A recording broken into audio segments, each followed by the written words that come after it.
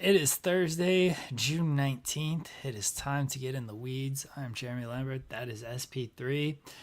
We got a big show to talk about today. SP3, we had AEW Grand Slam Mexico last night from Arena Mexico, which was a fantastic show. We have Evolve the C-Suite reviews to talk about. We're gearing up for more C-Suite as LFG returns this Sunday, which may or may not be watched, depending on how tonight goes. And I got a very stupid idea in SP3. Quite possibly.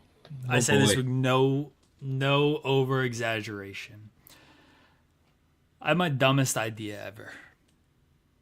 And we're going to talk it out. I want your involvement.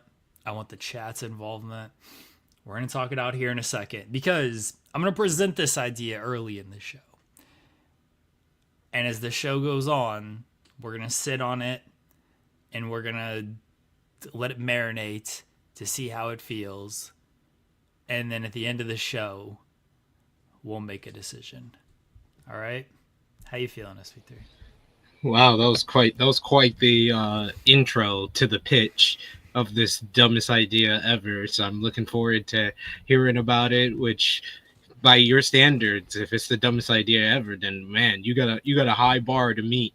But I appreciate y'all for joining us today. I'm feeling all right on a Thursday. I agree with Jeremy. Last night's AEW Grand Slam Mexico was a super fun show. One of the greatest entrances that I've ever seen in pro wrestling. A lot of fun action, a lot of cool moments on the show. Arena Mexico looked beautiful, so I'm looking forward to talking about that. They talked about it briefly on yesterday's show, but we could talk more in depth. See, I'm doing the Joel Pearl gimmick of talking about what we talked about the day prior with Jeremy on this show, where we could talk about the CMLL AEW ROH show from Tuesday night, because I finished watching that this morning as well. So we'll talk a little bit about that. Or maybe we might talk some basketball, because we talked about the Desmond Bane trade as far as what it meant for Orlando. We didn't really touch on what it meant for the Memphis Grizzlies. And of course, we got the big game 6 tonight, and Tyrese Halliburton was announced as being more hurt than we had previously believed before. And my Los Angeles Lakers decided to sell the team. So we got to talk about that on today's show as well. So y'all know what to do. Y'all know the pleasantries. You hear it every day. So don't forget to do it. Drop the thumbs up on this video. Share it with your friends. Help out the YouTube algorithms in that way. And we got the pyro over here on this side for y'all, because this is like a mirror, so I have to point the opposite direction of where I'm at. But as well, you can sound off in the live chat, sound off in the comments down below if you're watching us on demand, and of course, send a super chat donation. Become a part of the conversation in the live chat. In the Weeds is very interactive, so we always appreciate the support in the chat. And get your XP points for your Brian Alvarez cameo prize at the end of the month. We're more than halfway through the month. There's only 11 days left, so be on it. I'm going to present this idea here shortly when my lovely wife brings me coffee, because I need some extra energy to present this idea. So before we get into that, if you would like to talk about the Lakers being sold, which, I mean, rich people get richer. Congratulations to them. I mean, $10 billion. $10 billion. I feel like the Dodgers owner got a discount, because it should have been for more. Should have been $20 billion, $20 billion instead of $10 billion. But yes, the Lakers have been sold. The Buss family are no longer the majority owners of the organization, and at end of an era in a lot of ways. Is very it's a bittersweet type of thing for the Lakers, because yes, they're going to competent people. I forgot the name, Mark something. He is someone that is capable of running an organization. What he's done with the Dodgers has been very impressive and raised the exposure and their name value for the LA Dodgers, who are one of the more prominent baseball teams out there. So I'm looking forward to what he could do for the Los Angeles Lakers. But the bust era of the Lakers era is going to be unlike anything. They have a very high bar to even meet what the Bus family were able to do across, what is it, 4 or 5 decades and 11 NBA championships. Some of the greatest players to ever play in the sport, whether it's Kobe Bean Bryant, whether it's Shaquille O'Neal, Kareem Abdul-Jabbar, Magic Johnson, LeBron James, and now Luka Doncic. The eras that the Bus family have seen or started in this organization is unlike anything that's ever seen before. So, all praise to them. And, JD Buss, she did an admirable job after her father passed away of being the leader here. And I'm glad she's sticking on as the Lakers governor, but it's a new era. It's a new era for the Los Angeles Lakers. I don't think anything really changes for the Lakers, right? Like, no. They're still going to spend money. You still have a cap and second aprons and all that. So it's not like a Dodgers situation where no cap in baseball. Dodgers can just pay as much as they want to whoever they want. That's the complaint about baseball. That's what the Dodgers do. Yeah. And that's how they. I mean, look, you still got to go out there and play the games and win the World Series, which they did last year. But they're not going to be able to like overspend. It's not like spending was an issue for the Lakers in previous years, unless they just spent it on the wrong talent. But they're always willing to spend money. So I don't think too much is going to spend or too much is going to change. Like, they've already made a splashy move. They got a top 5 player last year. It's tough to outsplash that. So, more rich people just getting rich. Good for them. Good for them. All praise the Los Angeles Lakers, the greatest basketball franchise of all time. All praise. Yeah, the Dodgers are pretty much the Yankees of the West. All right, folks. As people may or may not know, if you're watching this show, you probably know there's a basketball game tonight. It's a pretty important basketball game. It's Game 6 of the NBA Finals. It's I'll claim them, my Oklahoma City Thunder against the Indiana Pacers. Have you heard about this game, SP3? Have you heard about this? I seem to be a little bit familiar with the game of NBA, the game of life that is the NBA Finals. Okay. Xenobaro, that's a terrible idea. That's not as bad as this idea I'm about to present. Yeah, you said dumb idea. You didn't say terrible idea. Oh, this is dumb. This is terrible. This is a lot of things. Oh boy. I'm thinking of going to this game. Wait, what? How far is Indiana from you? It's about 4.5 hours. Not too far. 4.5 hour drive. That's nothing. There's tickets available? There's tickets available. Yeah. They're relatively inexpensive. They're not expensive enough to where I'm like, that's too much for me.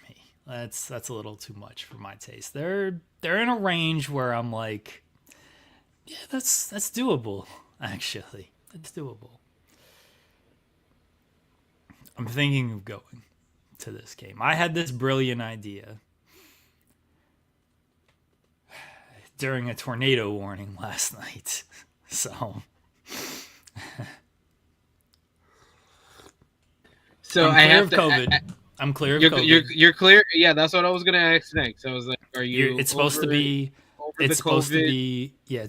24 hours without a fever. I'm 48 hours without a fever. I will wear a mask. I will do my duty there. I'm not going to not going to. Okay, so my next question is, how much do you tiss?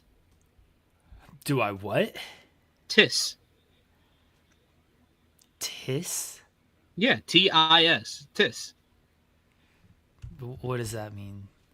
Trust in SP3, because I Oh said my at the beginning gosh. of the series, Not the at all. Oklahoma City Thunder in 6. So I how don't. much do you tiss depends on if I am going to be on board with this idea or not.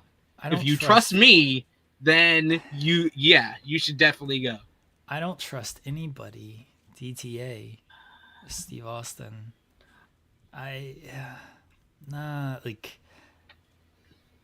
I don't. I might trust you, but like I don't trust the team.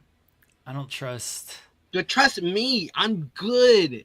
The But you're P in not making SP3, shots. You're not the out the here. P in SP3 stands for predictions. S predictions 3. Yes. You're not out here like shooting the basketball though. You know, like you're not playing But I make defense. calls. I make calls for who should shoot the basketball and who should start. Oh, can you? That's why they made that change when I made my prediction that the winner of Game 4 was going to win this series.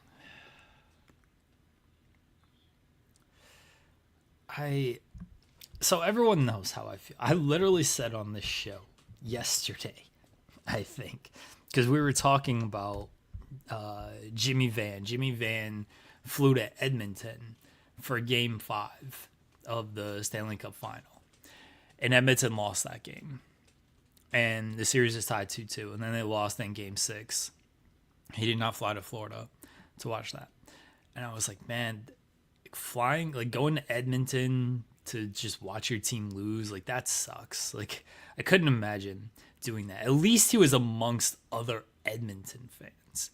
You know, like you're at least among friends watching the misery. And I even says like, you know, when the OKC was in Cleveland, the wife was like, "Oh, you should go to the game. Like it'd be fun." And I was like, "I don't want to go to this game because what if they lose? Then I'm gonna be in Cleveland with a bunch of Cavs fans who are cheering and celebrating, and like I'm just gonna be there and be like, oh yeah, this sucks." That's a regular season game.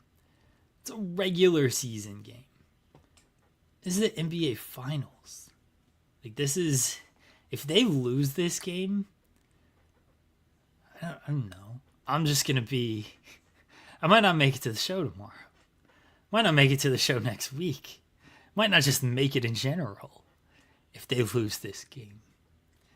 Obviously, the flip side is if they win and I'm there, it will be a top 2 happiest moment in my life.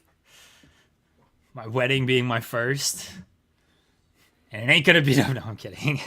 This would beat the Avs winning the Stanley Cup. Yeah, because I'd be there. Like the Avs Yeah. winning the Stanley Cup would obviously is still huge, but like I'd be there for this. So yeah, it'd be much higher. It'd probably be a little bit higher anyway. Like even if I watch it from home, just because I'd seen the Avs win before. It'd been it'd been 2 decades, but I'd seen them win before. Like I've never seen this team win a championship.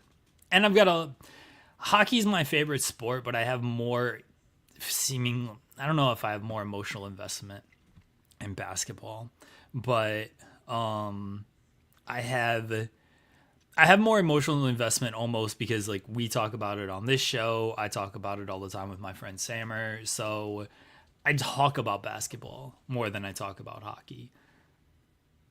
I was gonna say that. I was like, yeah, you do. I can understand having more emotional investment because you are able to talk about it more often than hockey. So Yeah.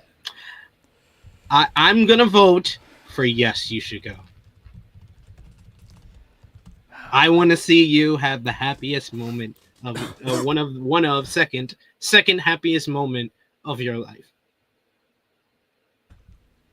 Here's I my believe in my friend. I believe in my friend. I've believed in my friend's team this whole season.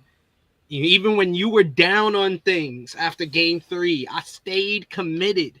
I stayed committed. Even with my nephew tried to pull the okey doke on me. He went from, oh yeah, the Indiana Pacers don't have a shot in this series to, oh, the Thunder can't win close games. They're gonna lose this series. To he just liked my last message when I was like, tried to tell you, nephew. He just liked it. He didn't even respond to it because he didn't want to mess up again. So I'm ready for tomorrow morning, waking up and seeing the Oklahoma City Thunder win in 6, as my prediction had said.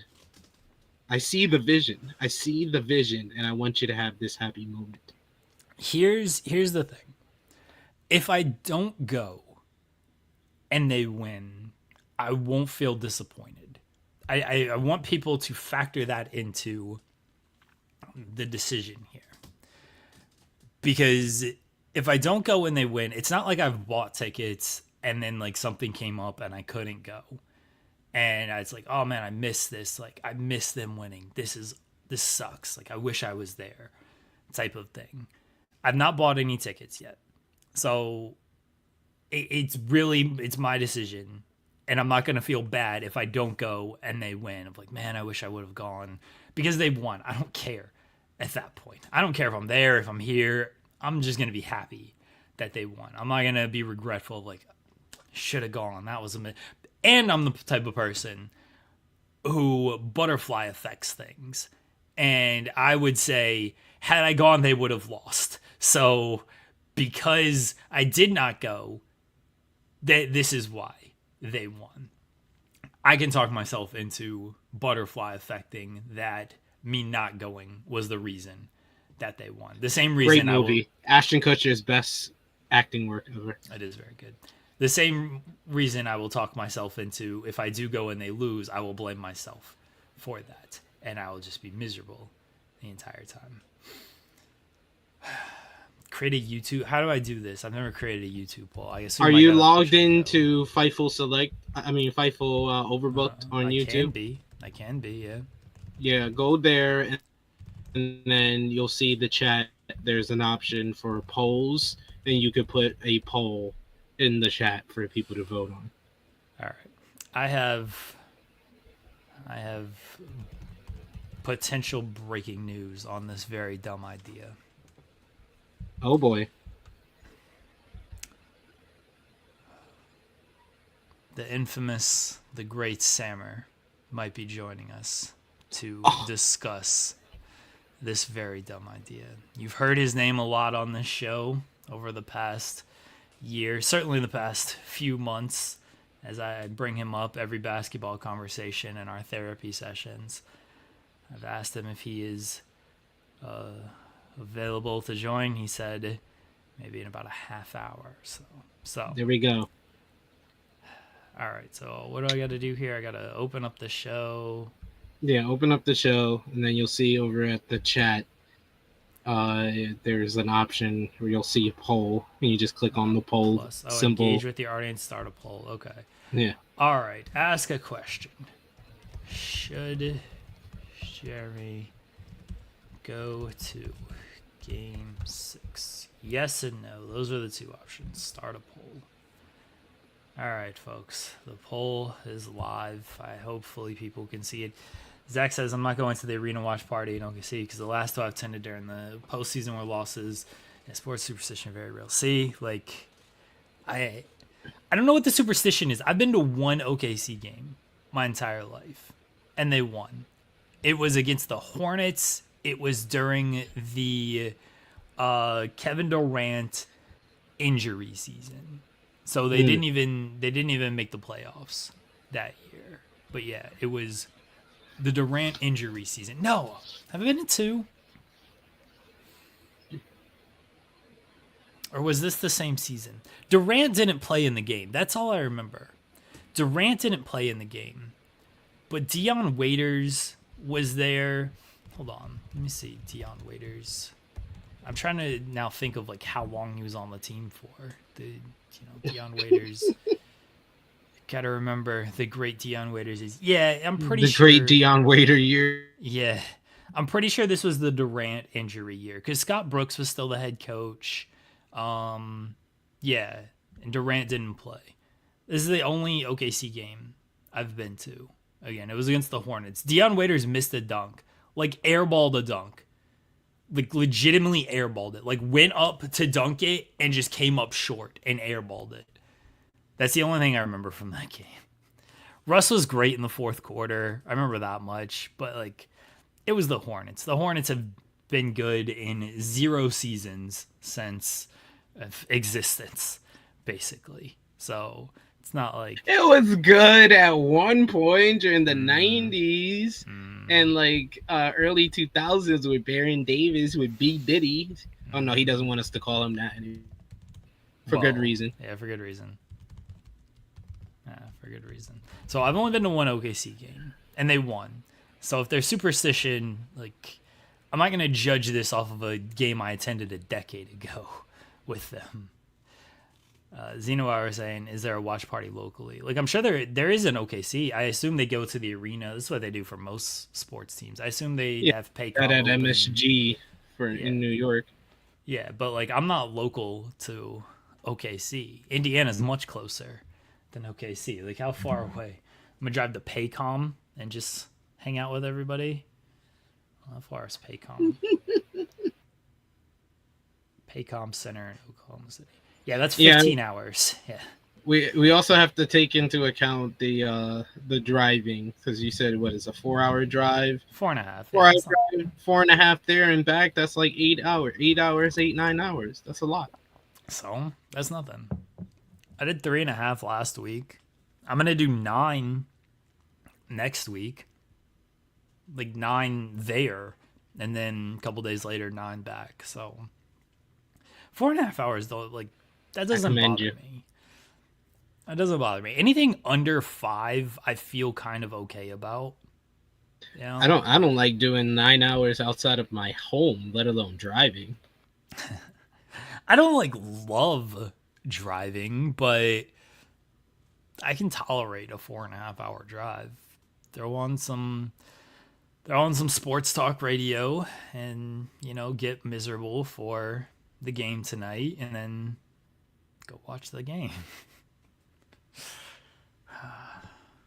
He said get miserable. That's going to be your catchphrase. That should be it. We should start making In the Weeds merchandise. And Jeremy's catchphrase is get miserable. That can also be Joel's catchphrase as well, but that's more about wrestling. Yeah, that's just about Wednesday nights with Joel. It's Wednesday. You know what that means. Get miserable. Bob, I tested negative on Monday. So I did test negative on Monday. The rule is you're supposed to be 24 hours without a fever. I've not had a fever since Tuesday. So I think I'm in the clear. See, I think I'm in the clear. And the people know. The people know in the chat. You're sleeping on Grandmama and Muggsy Bogues and Alonzo Mourning.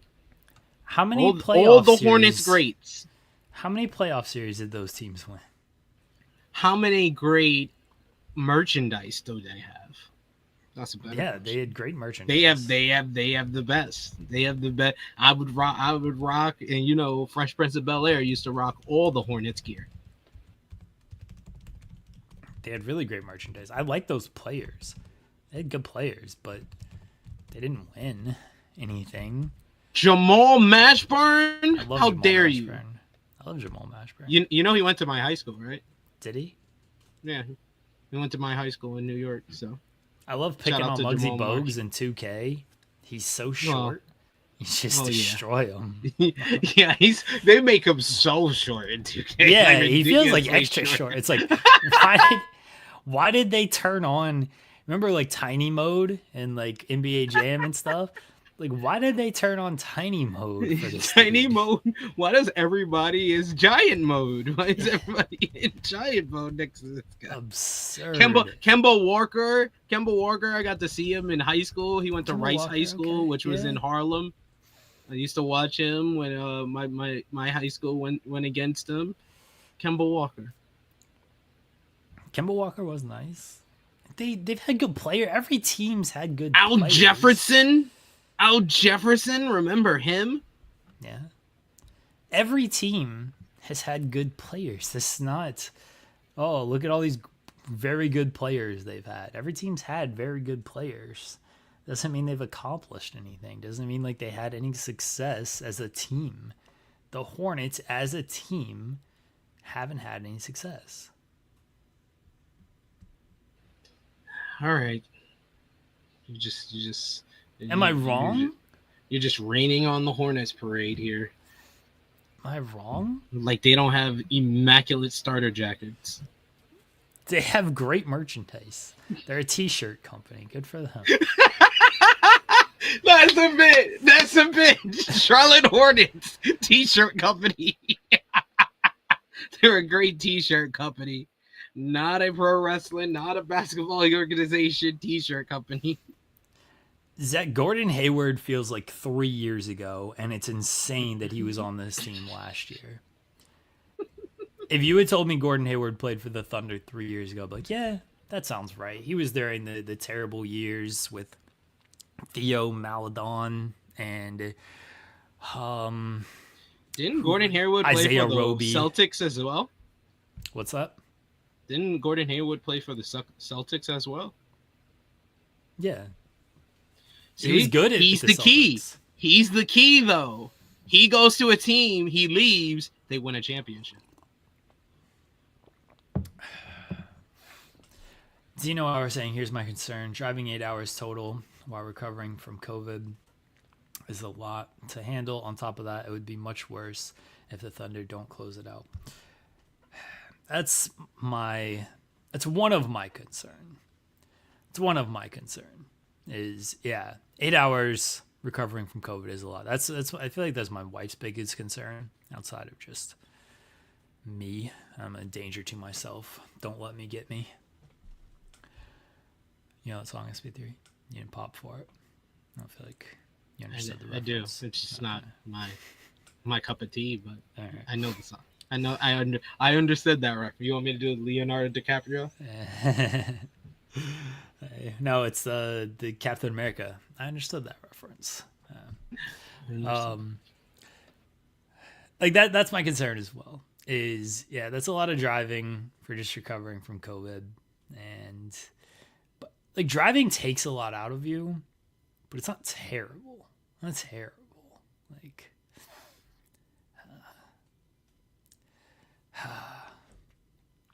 Almost pink. Yep, lab glass. I'm more in the middle. I'm more in the middle because I'm thinking about your health and the fact that you said what you said, that if you do stay home and they win, you're perfectly fine with that. I want you to have this great sports feeling and emotion. I think I would be more of a definite on the fence, not like off the fence and on the side of yes, if this was Cleveland Cavaliers versus Oklahoma City Thunder. I would say there's no question. I would be 100% on yes, that you should go to Game 6. But because it's Indiana, because it's a little bit more of a drive, I understand you like driving, but you are still recovering nonetheless. And there is always the chance that it doesn't work out, and I can be wrong. I highly doubt it. I highly doubt me being wrong. I'm never wrong, but I highly doubt it. But there's always a chance, like 1.5% chance that I could be wrong. So Samur is trying to call me. I'm sending him this link to get him onto this show. If it doesn't work, I might be able to pull up like a share screen with FaceTime and people can hopefully hear his audio. So, that makes sense. Yeah, we'll see. Either way, I'll put him on speaker if I have to. We'll figure this out. I don't want people to care about my health. I think people care about you, Jeremy. Yeah, people I don't care about my health. I'm not worried about that. But we do. We have to, since you don't. Here's the thing. The how I'm feeling is whatever. I don't take that into account because if they win, I'm going to be happy and I don't care how I'm feeling anyway. Like, nothing's going to, like, how bad I'm feeling, I will feel better with a victory. And if they lose, all right, let's see if his. Does your audio work? There we go. Hello? Dead air. Yeah. Are you talking to me? Oh, yes, I'm talking to you. Yeah. Dude, I missed. I'm sorry, I missed the beginning of that. I thought you were okay. Hi guys. How you doing, buddy? Hey, Samur. Hi guys. How are you guys? Well, I'm doing about as bad as I possibly could when a team is on the verge of potentially winning a championship. So you were mentioned relatively often on this show because we talk a lot of basketball on this show, and I mentioned that we have a lot of conversations after these games. Yeah, I texted you last night. We were in the middle of a tornado warning, by the way, when I texted you this, which goes to show where my mind was. And I just said, I'm thinking of going to Game 6. And you were just like, oh, wow. I did not expect that, honestly. I didn't expect it. I presented this as the dumbest idea I've ever had. And I've had a lot of dumb ideas on this show. True. Yeah. I don't know. Like, we're trying to talk this out as friends and family here with Right. our pals in the chat. And now you also have influence and power over this, probably more than my wife. My wife could easily make the decision, but she's gonna, she's probably gonna support me. Terrible idea. Yeah. And I don't. It's a bad idea, right? Like, I mean, it's a bad like there was what was it Game 4 I wanted to not watch, like I couldn't bring myself to watch, and that was just on TV. Like I ended up watching, but I really couldn't just bear. So I don't know how you can like do that to yourself to go. I'm not saying don't go, by the way. I'm just thinking out loud. Like I think the risk is huge, right? Like you go there, they lose. You know how we get when they lose. yeah. It's gonna be much worse. Because like they never just lose, right? Like something dumb is gonna happen if they lose. It's gonna be a winnable game. You're gonna be upset. Pacers fans will be celebrating. But I mean, maybe they win. And the moment you've waited for your entire adult life. I've mentioned this, and I'll mention this to you. If they win and I don't go, I won't regret it. Like, I won't be like, oh man, I wish I was there. Because Right. one, they're gonna win, and I'll be happy, and I'll be talking to you after the game, and we'll be excited. I'm not gonna ruin this championship. I'll be like, man, I could have been there. And two, I can butterfly effect myself into being like, had I gone, we would have lost. So because I stayed home, this is why we Healthy have won. thinking. Yeah. So I'm not gonna be mad if they win and I don't go. I'll obviously be mad if they lose and I do go. Okay, so clearly the risk reward is tilted one way. So why are you still considering it? Because there's still Because like I'm always right, Samur. He won't say the thing. He won't say the quiet part. Wait, I'm the one that predicted this. I said the Thunder were going to win the NBA championship in August. I said they were going to win in 6 at the beginning of this series. The P in SP3 stands for predictions. I'm not going to be wrong. Are you a Thunder fan? he's a Lakers No, fan. I'm a Lakers I fan. mean- So when I choose against the Lakers, I'm usually right. When I don't be biased, I'm usually right. Well, I mean, we usually pick against the Thunder, and we're usually right as well. But this was this This was an anomaly year. Yeah, like what's funny is so I'll tell a little personal anecdote. Like 8 months ago, I was stuck outside of my country due to war, and because there seemed to be bigger issues at the time, I allowed myself to feel optimistic about the Thunder, and I texted Jeremy that Shea was going to win MVP and Finals MVP. Jeremy could attest to that. But that was like September. September talk doesn't really count. Once there's a chance for that to actually happen, I'm far less optimistic. When I said it at the time, like it didn't really matter. There would be 82 games played, and nobody would remember it that I said that, and I could just claim that I was dumb and under the influence of something. But Which is probably true. it was true, actually. I remember the night specifically. It was 100% true. So, look, honestly, I appreciate the optimism in the sense that, like, this is obviously huge. You know, you don't get to watch your team potentially win a championship in person every day. You don't get to watch that on TV any day. So, all things considered, I want to say go just because it feels like it's the good friend thing to do, right? It's like, yeah, go. I mean, if they lose, they're still a game 7. Maybe they win that, and you won't feel quite as bad anymore. But so it's not like they lose and they lost the finals, right? So maybe there's that point to take into account. Tickets are lower today than they were yesterday when I looked. Oh, that's another sign. The money, like, the money doesn't. The money, like as I mentioned on top of the show, like I'm not super concerned. It's in a price range even before I just looked. I was in a price range where I felt comfortable of like, okay, you know, like that's doable. If it was like $1,000, this isn't a conversation. I'm not spending $1,000 to potentially watch them lose. That sounds like a terrible idea. Samur had the bright idea, which I was going to do anyway, of just hedge against them. So I pay for the ticket and it pays for itself if the Pacers win. Maybe I'm out extra money if the Thunder win, but who cares? Happiness can 100% be bought with a championship. So I'll gladly lose money on the ticket and lose a little gambling money, which I've acquired enough this year for the championship experience. So like I've already hedged against OKC this entire series anyway. I'm up regardless, even if they win. I'm up this series. When was the last OKC game you watched in person? Oh, dude, it was the Dion Waiters dunk game. That's what I was hoping Yeah. you'd say. That's the only OKC game I've seen in person. Was that? Oh, game. okay. So that was against like the Hornets, right? Yeah. Okay, so you'll get to best case scenario, you get to witness the second greatest Thunder moment in person after the Dion Waiters dunk. So you haven't been to a game in 10 years. Yeah. I think you should go. Oh, fuck.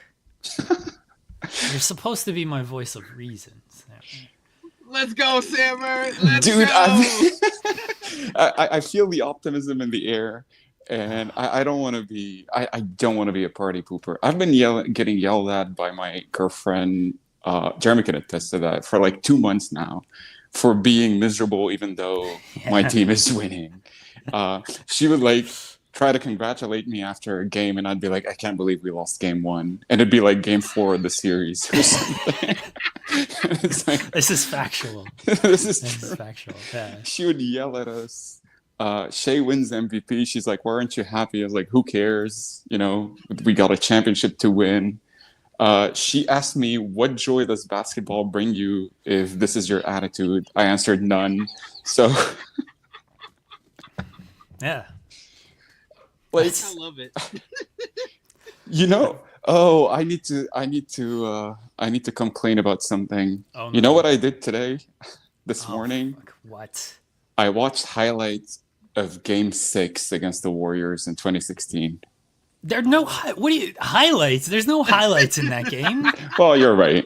This was the first time I could bring myself to watch anything regarding that game. God. I felt like I needed it to be Why? therapeutic. I felt like, you know what? This is going to be therapeutic. I'll watch this and they'll win today and I'll be healed forever. Instead, now I'm just more scared. So, then I have the adverse effect. What are you doing today? Are you free? I might have a 4.5 hour drive. So are you free all day?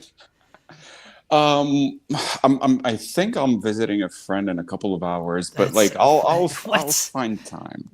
I need time to kill. I can't. I've been up since 7 o'clock in the morning, doing nothing but watch like highlights, listen to podcasts. and smoke pod. That's all I did today. I got some good news for y'all. All right. Stephen A. Smith and Kendrick Perkins say Indiana's going to win tonight's game. That actually might be good. That news. is good news. Drake bet on the Thunder, so that's Oh, terrible boy. news. That's terrible news. See, this is my other concern. That. This is my other concern with going is I just got 4.5 hours to like think about the game. I can't keep myself occupied any other way. At least if I'm home, I can go run around with the kids, go play some street hockey or something. I'm supposed to do another show at 6:30 tonight, so I can at least keep myself occupied. If I just have a 4.5 hour drive, it's like, what am I supposed to do except bask in the misery? What time does the game start? 8:30. So how are you doing the spot? Are you still doing the spotlight? No, not if I go to the game. I was about to say, like, No. That's what I'm saying. Like, I can keep myself busy if I don't go to the game, and at least the anxious energy will not quite be as there. But if I have to drive, like, I have to drive, and then that's all I'm doing is thinking about, oh God, I'm about to drive 4.5 hours to be with a bunch of Indiana fans and watch my team lose. This sucks. My wife is here. I've called her in the room. There we go. We need another voice of reason.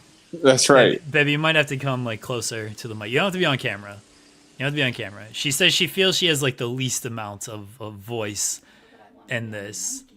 I mean, Samur's voice is more important than yours in this. I will say that. Okay. As long as you know. Yeah, Oh, wow. Look at that. She knows. She knows. What are your thoughts on this? Because as we've talked about it, but in the tornado. Yeah, during a tornado warning is when we've talked about this, and you're very supportive anyway. Now this is a safe space. I mean, we're amongst friends. It is. It is. It is. SP3 says I'm bringing optimism to two pessimistic Thunder fans right now. What are your thoughts on this brilliant idea that I've had? I worry about it because of your health. No, don't care. Who cares about my health? You can't care about my health. We all do. Not only your physical health. Yeah. Not only your physical health. Yes, my mental health. That's the one that everybody should be concerned about. Yes. Yeah, I think that is the one that everybody's concerned about. Yeah. Who cares about my physical health? I mean, I do a little bit. I'm gonna be a wreck regardless if I'm here, if I'm there. That worries me if you're 4 hours away. I'll just be in the car. I can at least just scream in the car. Would you rather me be driving for 4 hours or just roaming the streets for 4 hours? Because that's what's going to happen if we lose. I'm just going to walk the streets and hope a car hits me. So, No, At 11 o'clock at night when the game is. yeah. you can't do that. You're roaming like Batman, like a vigilante. I might be a vigilante, but, you know, I might get mugged and I'll just be like, can you hit me harder? You pussy. I didn't feel anything. Man. I just watched TJ McConnell drop 20. Your little punches. Your punch doesn't do anything to me. I felt real pain. I watched a 5'9" white point guard deny my team a championship. These punches and kicks don't hurt. Hello? That knife 911? means nothing to me. There's a man outside my home who's roaming the streets and he just keeps screaming, TJ McConnell! Jeremy, is what you're saying takedowns don't finish fights? Yes, takedowns don't finish fights. I need to lock you in this room. Do I need to be locked in this room? I've already been in isolation for like the past 2 days. I don't need to be in more isolation. Yeah, I know. I don't need to be in more isolation. I support you. Don't. There you go. There Why you do you go. have to be so supportive? She's a supportive wife. Why are you so supportive? I need someone to tell me this is a bad idea. So far, everyone's been supportive. No, No, like keep in mind, I think you should go, but it is a bad idea. This is probably not a good idea. Okay, No, Samur said the same it's things. He not. says, I think you should go, but it's still not a good idea. Yeah, this isn't supporting the idea. The tickets have decreased. I'm just gonna say Yeah, is they're some less than they were people last night. wait a lifetime for a moment like this. So here's the thing. I had a bad coughing fit last night at like 7 o'clock. And I couldn't really get back to sleep after that. And my mind was made up not to go during that. Because I'm just like, this is a sign that I should not go. And now here we are on this show. And now I feel like there's a sign that I really don't have my mind made up. I truly, truly don't. I figured if anything, you do it for the bit. This bit sucks if they lose. This is the worst bit of all time if they lose. My light fell down. This is an awful bit if they lose. Best bit ever because I predicted they were gonna win. No, 6. there is no bit. This is not a bit. I can equate many things in life to a bit, especially on this show. Driving 4.5 hours and being around Pacers fans, if we lose, is not a good bit. That's not funny. That's just painful. You know I don't like you traveling, so there's always that. So I'd rather you be home and not travel. But I'm going to support your decision. Oh, stop. Thank you. I think you're good either way. You're good either way, sir. Each decision has its own benefits. The chat poll is at, what are we at here? You dummies in the chat are gonna tell me to go. I told you that yesterday. The dummies in the chat? Wow. Jesus, sir. 91% say yes. 91%! Hold on. Let's go! I think only Thunder fans should be allowed to vote, honestly. Where's Zach? Oh, Zach, come are you still on. in the chat? Zach is a Thunder fan. Zach has sent me very nice things from the game that I've not received yet. I don't know where they're at. I To be assume fair, I'm a fan of being right, so I should count on this vote. we do have legit Thunder fans who watch this show for some reason, Samur. So I want to see what Zach has to say, because I don't think he's given an answer. He just said he was not going to the watch party tonight because when he's gone, they've lost. So he is superstitious, as he should be, and he he said he was not going to go.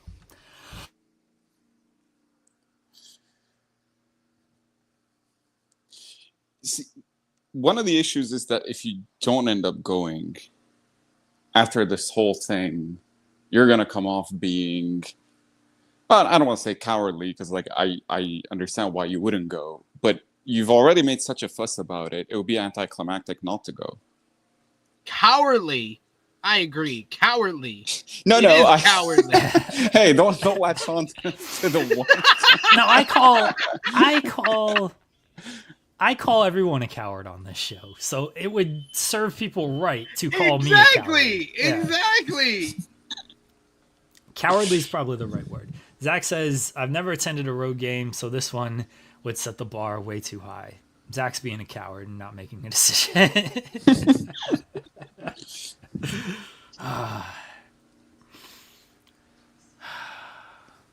We have an hour to decide this. I got to make a decision by the end of this show. We've talked no wrestling, as we don't on this show. What are you laughing at? Just the fact that it's 11 o'clock and you haven't talked to me. No, who cares about We make a good effort at this. cares about and wrestling? Me and the Indolee's general manager, we discuss. We try to average about an hour of not talking about wrestling. Yeah. And then we have to fit in all the wrestling in 45 minutes left in the show. I hope Triple H doesn't attend the game. That would suck. I'm sure McAfee's going to be there. Why would Triple H attend the game? Oh, he tries to take credit for, Everything. yeah, Everything in yeah, life. true. yeah, just everything in life. Oh, Zach voted for me to go since he's a dummy in the chat. I appreciate your honesty, Zach. I call everyone dummies lovingly. Everyone knows this. I'm not in a great mind right now, folks. Samur, thank you for joining us. I might have a lot of time to kill today, so I don't care what your other plans are. Your day needs to revolve around me in this decision. I mean, well, I have a lot of time to kill today. And if they lose, I'm not going to make a dark joke, but time isn't the only thing I'd want to kill. Yes. Oh, you can make a dark joke. I've already already planned my funeral on this show. It's fine. It's completely fine. He compared me. When I asked him, besides basketball, how you feeling? He compared it to cancer and getting shot in the head at the theater. So yeah, SP3. Wow. This was after game 3, so you know the mindset. After Oh, game wow. 3. Yeah. And SP3 has the audacity to go, besides basketball, how are you feeling? And I was like, it's like asking a cancer patient, hey, besides the cancer, how you doing? What do you mean? Besides basketball, how am I feeling? Nah, Zach, that's a not a terrible idea, Zach, but like the drive is way too disproportionate. I already did it's 15 hours to Oklahoma City. That's a way longer drive than 8 hours there and back. That's doubling to go my to there Game and 7? back. Zach said to go to the parade. So Okay. yeah. I thought like maybe Game 7. Yeah. Reason for death, it went 7 games. Yes, exactly. Yeah. Put it How on the stupid. tombstone. Put it on the tombstone. Imagine how stupid people would find you if they actually win Game 7 and it's your funeral. It's like this fucking moron. This fucking moron missed up winning the championship. I wouldn't want to die if they lose this game. But I would like to be a Hulk Hogan deathbed and then pull the plug if they lose Game 7. Okay? Just pull the plug after that. Fair. And then if they win Game 7, then it was just a minor procedure and I'm doing well and I'll be fine.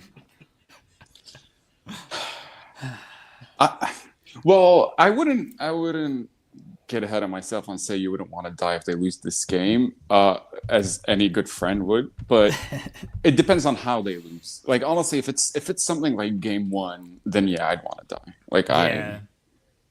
I mean, losing on a buzzer beater essentially. Yeah. Dude, they haven't been good on the road. I think you shouldn't go. I've changed my mind. They haven't been great on the road. I mean, they've lost they lost 2 games against. My fear is that it's going to be like the Denver series and they lose Game 6 and then set up for Game 7. Do the kids playing basketball? Do we need to get a weigh-in from them? No, absolutely not. Poll the 18 kids and let's get a majority vote here. I think you should not be driving when you've been recovering from COVID. But That's a terrible excuse. That's lame. Yeah, What cares about that? that's a terrible. Yeah, sickness didn't stop Michael Jordan. It's not gonna stop you. There you go. That's the way to. Michael Jordan didn't use sickness as an excuse, baby. We can't. Kobe shot the free throw with an Achilles. That's Yeah. right. We can't let sickness get in the way. That's the worst possible excuse. That's very low on the priority list. Michael Jordan wasn't driving himself either. He was Michael Jordan driving had to his play in a team to a basketball game. championship. Yeah, he He was, had to drive Yeah. for 4 hours. as Samur said, he had to drive his team to a championship. So Yeah. This is true. The flu game. This is his flu game. You got this, man. this Believe. sucks. This sucks. Believe. All right, I changed my mind again. You should go. That's my final answer. Gotta That's legit believe, my man. final answer, though. I think There you we should go. go. Where's I think it's a dumb idea, honestly. legit, I think it's a really dumb idea because, as you said, like if they win, they win. You're not really gonna care that she didn't go. But because you're thinking about it, you know what? Let's try. I told you, remember, I did this bit last year and it backfired where I wanted to be the optimistic fan. Yeah, that And was after dumb. yeah, that was dumb. They beat the Mavs in game one, and I was like, we're winning, we're making it to the finals. I'm doing it again, though. I haven't learned my lesson. I think you should go. Why not, dude? If they lose, there's always game 7, and it's at Why home. not? In the words of the infamous Russell Mr. Thunder Westbrook. himself. That's right. Why not? Samur is right now on the I should go. He's flip-flopped about 3 different times in the That's past right. 10 minutes. All right, we got to talk about wrestling on this show. Samur, I'll talk to you later. Tell Sam Oh. to check his message. Thank you, Samur. Oh, Sam, the All right. wife says check your messages. We'll do. It was nice talking to you guys. Yes. Nice All right. talking to you, brother. Bye, buddy. Bye, guys. Bye. Joel, I'm thinking of going to the game tonight. Game 7 is too far away. I'm not going to drive 15 hours. But game 6 is 4.5 hours away. Yeah, game 7 would be very dumb for multiple reasons. This game's very dumb. This is dumb. I'm not saying that's not a dumb idea, but I'm saying it's gonna work out great. It's gonna work out great, guys. You gotta believe. If all else fails, if you're feeling sick, you're feeling down, whatever it is, just remember, guys, to TIS. Trust in SP3. Joel says he will host with Spencer tomorrow. If we win, there's no hosting with Spencer. No, I'm gonna have to take my last 2 hours off from my job. I'm going to be here if we win. I'm 1,000% going to be here. You thought the episode was going to be grand already. If I go to this game and we win, it's going to be the greatest episode in the Weeds history. It's going to be the biggest celebration in the Weeds history. Joel, you're not allowed on the show tomorrow if we win. I will give if the Thunder win tonight, I am coming exclusively on In the Weeds. Breaking news, I'm coming on In the Weeds to give the first ever, wait for it, Jeremy, wait for it, Thunder celebration sermon. First time ever. Thunder celebration sermon. The first ever sermon on this channel that has nothing to do with my Los Angeles Lakers will be tomorrow on In the Weeds.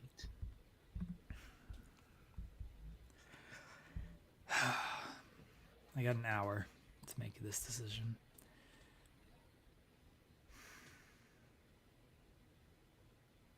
There was wrestling last night, allegedly. There was a lot of wrestling last night, actually. There was no backstage segments, no nothing. Just straightforward, Straight up wrestling. professional wrestling last night in Arena, Mexico. Mercedes Mone won the CMLL Women's Championship, defeating Zeuxius, right? Zeus's. Zeus's. I'm sorry. Can't think of, can't do these names. Zeus's. Esta es lucha libre. Beat her with the move that she regretted using against Britt Baker. She's like, this worked out well for me here. I don't think I said this on air because I just kept it to myself at that time. But, you know, Mercedes has her Monet mag that she puts out every weekly, bi-weekly. It's gotten a little more sporadic than it used to be. But she talked about, like, the Britt Baker match, and she mentioned, like, I did a lot of good things. There was some stuff that, like, I wish we didn't do in the match. I wish I would have saved it. And I was like, oh, she's talking about that top rope fall away reversal, because that was a great spot in that match. And she used it in that match where that match wasn't great. And I was like, oh yeah, she wished she saved that for something else. And then she does it in this match and wins with it. So now I feel like I can say it of like, yeah, she wished she held off on that one. But, what can you do? Mercedes Mone wins another championship, and then Toni Storm attacks her and hits a suplex as Mercedes. Carmen Storm Diego. Carmen, yeah. That was a good little video package leading into Toni Storm sneaking up from behind. And that was a good match, and Mercedes wins another title, as you'd expect her to in the build-up to All In. And the people who were complaining about, why does she need all these titles? What does this accomplish? It accomplishes solidifying Mercedes Mone as the greatest of all time. Because she's really damn good, and she deserves that respect. And I'm glad she's getting that respect. And if these other promotions want to put their women's title on her, why should she say no? Put all the titles on her. Who cares? Yeah, I think it was the only decision to make for CMLL. CMLL wants to have Mercedes over to defend the CMLL World Women's Championship. Makes all the sense of the world to put the title on her. She's now going to be making her first defense on Friday at Fantascaramania, Mexico against La Catalina. And I thought the matchup with Usos was solid. I thought that the crowd was significantly quieter for this matchup than any of the other matches on the show. I wish that this show had more women's wrestling on it throughout, but for the one women's match that we got, it was an historic victory for Mercedes. It helps build up her aura as the greatest of all time, going against timeless Toni Storm. And for all the people that are upset about it, then talk to the companies. All these companies are choosing to put their women's championship on Mercedes. It's not Mercedes' fault that she is this star that has this aura to her, that has this drawing power. And reason I say drawing power is mainly because of her work in New Japan Pro Wrestling and how she was able to get good ticket sales for a bunch of the New Japan Strong shows. For Rev Pro, she was able to sell out their show a couple of months back when she first Kanji for the Rev Pro Undisputed Women's Championship. So she has proven herself to be someone that CMLL and New Japan and AEW want to put the title on. So I refuse to put the blame or say that it's Mercedes' fault. You gotta set the blame at all these companies if you don't like it. But there is a reason why these companies are making that choice as well. So I'm not gonna blame the companies for wanting to put the title on Mercedes either. I think that it adds to the buildup for the All In Texas matchup. It makes more people believe that Mercedes is gonna win, and it makes for if she's not able to win, for Timeless Toni Storm to beat her, it sets up a whole big story of her downfall where she sporadically starts losing all these championships. So either way, she either solidifies herself as the greatest of all time by winning the AEW Women's World Championship, or we start the downfall of 6 belts Mone coming up at All In Texas. Either way, I think that it's making the matchup more intriguing in the long run. And I absolutely loved Timeless Toni Storm's appearance. The vignette, the black and white vignette with the detective narration and the setup for her arriving in her Carmen Sandiego gear was very well done. That German suplex that she did was a great sight, with seeing all the belts going everywhere on Mercedes as she took that belt and then took that bump, and then she got a big reaction from the Arena Mexico fans, and let the games begin. Love that. Love Timeless Toni Storm. Anything she does, it's always great to me. So you will never hear me complain about Timeless Toni Storm either. I hope that Mercedes is pulling creative control and is going to these companies and be like, you know what's a good idea? I win the title and I just beat everybody. And you can't do anything about it. That's what I think. That's what I think should happen. Or what I hope is happening. Not that they're going to her. Mercedes is winning the title and everything. Oh, we think Mercedes should win the title. No, Mercedes is pulling the creative control. It says, yep, I should win. You want to book me in a title match? That means I'm winning. and they can't do anything about it. They think they're gonna, oh no, Mercedes, we want you to lose this title match. She says, nope, I don't lose title matches. You want to book this match? I'm winning it. Sorry, you've already announced this match. Looks like I'm winning this match. I hope she is pulling creative control. I don't think she is. She doesn't have that kind of power. Everybody. I hope she is, but only for the Beast Mortos. She got him in the main event. Main event and got the ban from Arena Mexico after he left AAA back in 2001, 2011 to go to AAA. She got him back in Arena Mexico and got him in the main event spot. Beast Mortos, this relationship's working out splendidly for you. Yeah. And Mercedes will defend the title against La Catalina on Friday at Fantastica Mania. I assume she's going to win that match. She's going to go into this all-in match as 7-8 belts. She might add another title or two by the time we get to all-in. Who knows? She could appear anywhere, you know? She could appear anywhere. Azumi might show up on Dynamite 300, and she beats her back for the NJPW Strong Women's Championship. Why not? That's right. Mercedes Mone wins another title. That was kind of the biggest thing coming out of last night. I feel like the other big thing was, why didn't Hangman Page win the title last night? Why are they waiting for this? Just put the title on him now. We don't need to wait any longer. This man came out and cut a full promo in Spanish. Full promo. I thought he was gonna stop after like a couple of lines. Yeah, and he just kept going. I was like, this man is there. There is nothing he can't do. They should have put the title on him last night. They should have called an audible, done Moxley and Hangman in the main event, and put the title on Hangman Page. This was such a good promo. The fact that he went in there, played to the audience in Arena Mexico. The only real promo segment, I know Stokely talked a little bit, but no real promo segment on this show. Get no backstage segments on this show. It was straightforward wrestling from start to finish. The only promo segment was Hangman, and he delivered it in full Spanish. It was a very good promo. We have the translation up on the website. He just talked about how he came up and, you know, he was gonna work hard and he was gonna beat Jon Moxley's ass. Oh, and then who cares if he messed up one word? No, he said at the very beginning that his Espanol is not that great, but you could have fooled me.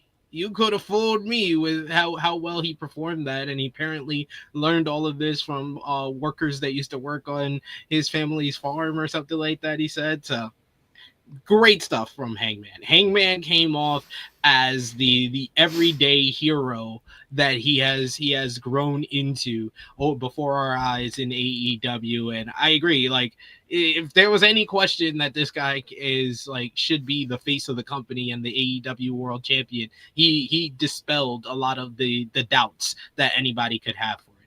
I know Jimmy Macaram hated it because he didn't understand it, but that's Jimmy Macaram. He hates on everything. So Jimmy's gotta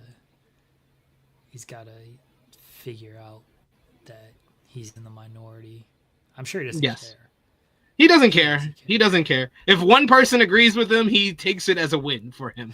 He's like, what? He's like, what a terrible idea. You're not speaking to the people that's watching at TBS. I was like, am I talking to Jimmy Macaram or Donald Trump? Like, what the hell? The people watching on TBS, they were there for this anyway. Not like they were like, oh, he's speaking Spanish, I'm going to turn this off. No. Excalibur translated when he could. That was my only complaint, is there weren't the breaks in between to allow Excalibur to translate. Yeah. And this isn't on Hangman. This isn't, I don't even know who you blame on this. I think if anybody, it's partially production and partially Excalibur of just don't speak. Like, just let him do his promo and then recap it the best you can afterwards, because otherwise you're just speaking over him or he's speaking over you, and that sounds worse than just letting his words breathe and then he starts speaking again. So that's my only complaint, is they were just speaking over each other because Excalibur was trying to translate it and Hangman was just doing his promo. He's not thinking about the translation. But otherwise, I thought it was a great promo.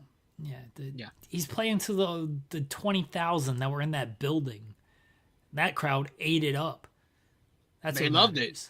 They love the fact that someone who Spanish is not their first language went out there and spoke to them in their native language, and it was beautiful. It was a good promo and made him a very endearing, like I said, everyday hero, a babyface that he is, and it set up what was going to happen in the main event segment, which I thought that was kind of probably the most interesting of the story bits of this episode. Was the post-match to what I thought was a super fun main event. The 10-man tag was the better of the two multi-man tag team matches on the night, because I thought they did a better job of kind of highlighting the people that they needed to. The crowd loved Will Ospreay. The crowd loved Samoa Joe. Oh my God. Like, to the point that, like, Tony Schiavone had to explain, like, he's wrestled for 20 years and this is the first time that he's wrestling in Arena Mexico. They've waited such a long time to see Samoa Joe, and they ate up everything that Joe did on this show. They hated John Moxley. They hated the Death Riders. They hated the Young Bucks. They hated Mortos for teaming with those guys as well, and they loved the babyface theme. They were into Swerve and Nana coming out. They were into the Ops overall, but definitely they were into Samoa Joe. I thought it was interesting that the heels won that matchup, because ironically enough, in the other multi-man matchup, the not intended to be heels won that matchup. They're supposed to be the heels. We'll get into that. I see Henry's already talking about it. But the heels winning the main event surprised me. But then I was like, oh, okay, Hangman's coming out. And Hangman making the save for Swerve Strickland unintentionally. I thought that was the best kind of story bit and something that they can talk about and further develop over the next 3 weeks on Dynamite, ahead of All in Texas. And they're telling that overall main event story very well, with and then him giving the buckshot lariat to Matthew Jackson and the Bucks getting upset at him for that, further along that whole story with the Bucks wanting Hangman to win at All in Texas, like they said last week. But now they're going to have a change. They're going to have to change their tune quite a bit after he gave them the buckshot lariat this week. He told them off last week, and they'll further along their whole story with maybe trying to cost Hangman at All in Texas, thus bringing Swerve and Ospreay together to kind of counteract that and face them on the night. So great storytelling, great matchup in the main event. I thought the overall between the opening segment with Hangman with his Spanish promo was very well done, and then the main event segment went really well to further develop everything that's going into All in Texas AEW World Championship match. Here's my nitpick on the final segment. Hangman, when he's going after the Death Riders and the heels, and they are walking away, everyone was a little too slow here.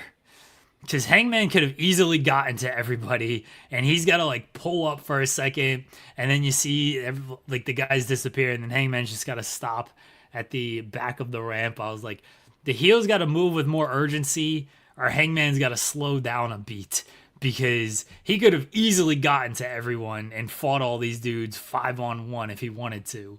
But instead, he just had to like stop because the heels were moving too slow on this. It's a very minor criticism. It's only something that stood out to me. I felt like it was more like a guy and he sees the kids are on his lawn and he's like, get off my lawn! Get off my lawn! Like, he's not really trying to get them. He's more trying to get them out of here. So I didn't feel like that was like anything worth mentioning as far as like a nitpick in my opinion.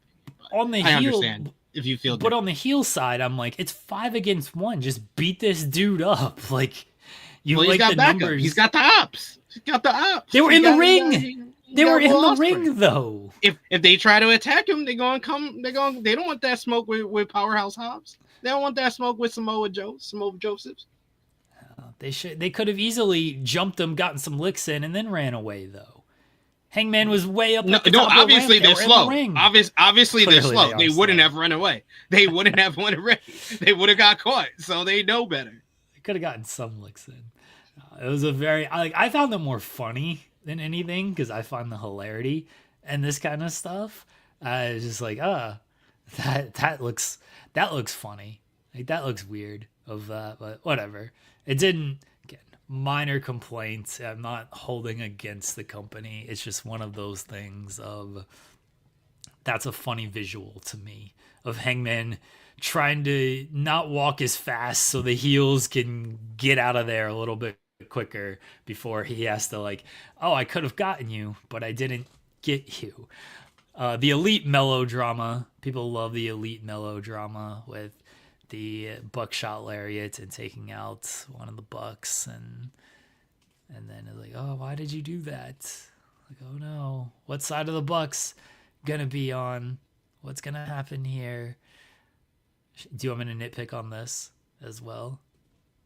You can, by all means. All right. Hangman took too long on the buckshot lariat because I think he had to wait for the Young Bucks to. He had to wait for set Matthew up. to get in position. Yeah. He took too long on it. I was like, why don't Moxley's been standing for 5 minutes? Just hit this dude already. And then he finally went after it. Yeah, because he had to wait for the Bucks to get in position. That's my nitpick on there. As I was like, why isn't he leaping? Moxley's right there. What are we doing? And then once Moxley moved, at least Moxley moved at that point. But if Moxley gets hit, I'm more on board with this as a nitpick or a complaint. Because if he doesn't move and he just got caught with it, it's like, God damn, Moxley, you gotten real old. You can't even move out the way when he sets you up for a day. It's still a magician's complaint of, oh, now we know why it took him so long because Moxley had to move because the Bucks were actually slower in setting up, or Hangman was early in setting up. It's one or the other there, but that's why it took so long for Hangman to actually do the move before Moxley moved out of the way of it. Yes, we will see if now the Young Bucks are going to now cost Hangman. I did so Swerve took the loss here, which is a choice, but the choice set up Hangman coming out and intentionally saving Swerve. And you can only do that. Yeah. I mean, you could have done it if somebody else took the loss and then afterwards they're doing the brawl.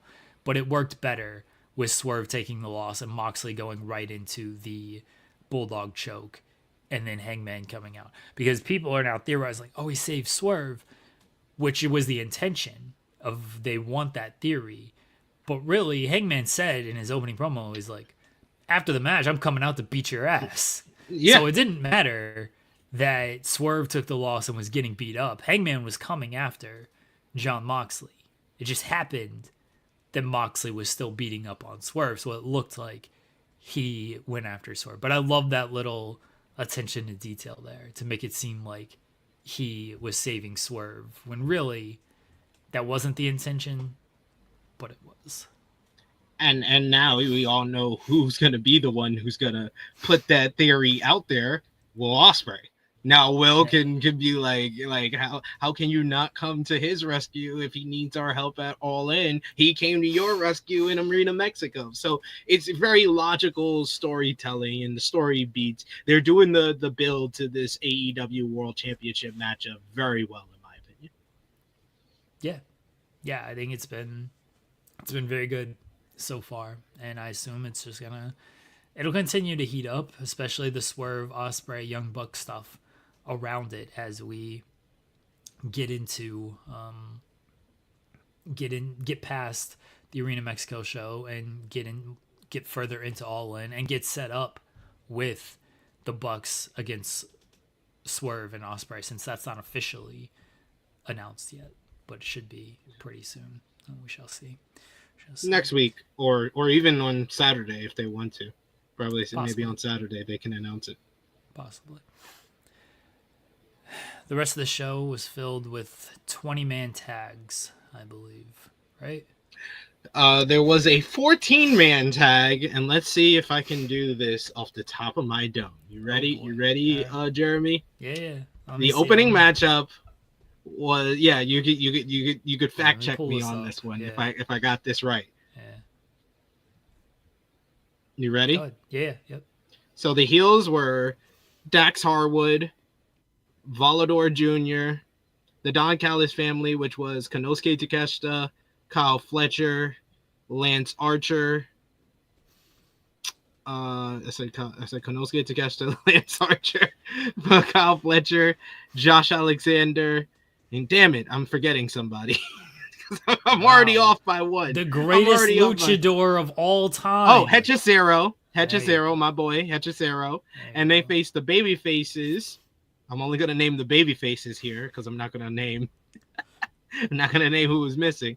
The baby faces: Templario, Bandito, Brody King, Daniel Garcia, Adam Cole, and then the bigger heels in this matchup: Atlantis and Atlantis Jr. Yep. There you go. And I literally I did not need I saw some people like trying to explain it. I did not need anybody to explain it. When he starts getting booed, I'm like, I literally messaged Jimmy Baccaram and I messaged the True Heel Heat chat, and I was like, man, Mexico really hates nepotism. Yeah. At least- I did not need any explanation. I saw Lucha Vlog and Rob Viper and all the Mexican experts on social media trying to explain that Arena Mexico have basically just decided that they're going to boo Atlantis Jr. because Atlantis Jr. has basically won a lot of mass versus mass matches against a lot of legends of Lucha Libre, and a lot of them believe that he is undeserving, and he's the right wrestler at the wrong time, basically, where he is a good wrestler in the ring, but it's just the wrong timing because everybody believes that he's getting his push and winning all these big matches because he is the son of Atlantis, and they don't think that he's ready for that opportunity at this time. So I did not need the big explanation, but that's more of an explanation for anyone who did need it. And now it's translated to his father as well getting booed. And this all started on the last big Arena Mexico show where they did a fathers and sons tournament, tag team tournament, and they won that tournament and they were booed out the building then as well. I remember I watched Atlantis Jr. versus Kyle Fletcher last year, and I did not hear this type of reaction for him. So this has developed over the last year or so, where they just feel like he's being shoved down their throat, and their Arena Mexico has decided to reject him loudly, and they did on this show. At least Excalibur explained it. I did appreciate that, because if you were watching at home and you didn't know what was going on, you're like, why is the babyface getting booed this much? And Excalibur at least made sure to explain it for the fans watching at home. I thought this was a good match. You know, wasn't the best match on the show, but it was fine. It was just fun, chaotic mess. Yeah. In the best way possible. Yeah. You know, it was a good showcase for certain people, and a good showcase for Lucha Libre and the CMLL. If you've never watched a CMLL show before, you got to see AEW utilize the style with the, people want to complain, oh, why aren't they tell me you haven't watched a lucha show? Yeah, that's Tell me you immediately haven't watched a lucha show. Immediately what I was wondering when they made so many multi-man matches was, is it going to be Lucha Libre style, which is if you leave the ring, the new person gets to enter the ring. There's no tags needed. And they were smart. They didn't even really kind of like emphasize it or not. They just naturally kind of did it. So I think that was, if you were confused or complaining about it, you've never watched a Lucha Libre show in your life, apparently. Yeah, it had to be that kind of style, especially when you're doing 14 and 10-man tags. out here. I love that this match was a 12-man tag, and then Cash wasn't at the show, and they're like, you know what? Instead of just replacing him, we're going to replace him and add 2 more people to this match. That's what we're going to do. And Sure. shout out to Brody King for the t-shirt, Abandoned Ice. So shout out to him for that. And I thought he was really fun. That running Hurricane Rada was a great spot. I got a big reaction from the fans. I thought the Bandito and Takeshita minutes were very well done. That opening that they had with each other. Hechicero getting a big pop because he was opposite Atlantis and Atlantis Jr. And just the overall kind of bizarro land where they were booing Atlantis and Atlantis Jr. It very much had me feeling like this was like a early 2000s, mid 2000s Canadian crowd in WWE. Like how those Canadian crowds they used to always on commentary call it Bizarro Land. That's what the feel of this first matchup made me feel like. I was like, oh, this is a hot crowd. I love this crowd. This is awesome. This is hilarious that they're booing these guys, booing Atlantis and Atlantis Jr. I don't think Atlantis should have been the one to get the win for the babyface team. If you hear the reaction he's getting, I don't know if that was the right choice. But yeah, nonetheless, I thought that was fun. Okay, Mistico against MJF. This was a DQ finish, and then MJF unmasked Mistico, and people were upset about that for some reason. Like, this doesn't happen in every single Lucha show again. The heel unmasked the babyface. They do this all the time in AEW too. Like, yeah, MJF, you literally did it last week to Mascarena Dorada. Even before that, like with the Chris Jericho stuff, he was stealing masks and everything. This is very low level, and I say this as a compliment. Very low level, like lucha libre tactics. The heel unmask the babyface. That's what they do. I don't know why people were offended. You're making me feel like I have a good timeline because I didn't see anybody complain about it. I love this match. I'm not going to. I loved this match from the minute Mystico's music hit. Oh my God. You would have thought this man was Bruno Sammartino in the 1950s coming out to Madison Square Garden. He was beloved. You would have thought he was Stone Cold Steve Austin in the Attitude Era. Like, whoever you want to say, like, I've heard crowds sing like the Cody Rhodes theme and the Randy Orton theme. Even in AEW, we seen them. They used to sing the Jericho Judas and everything.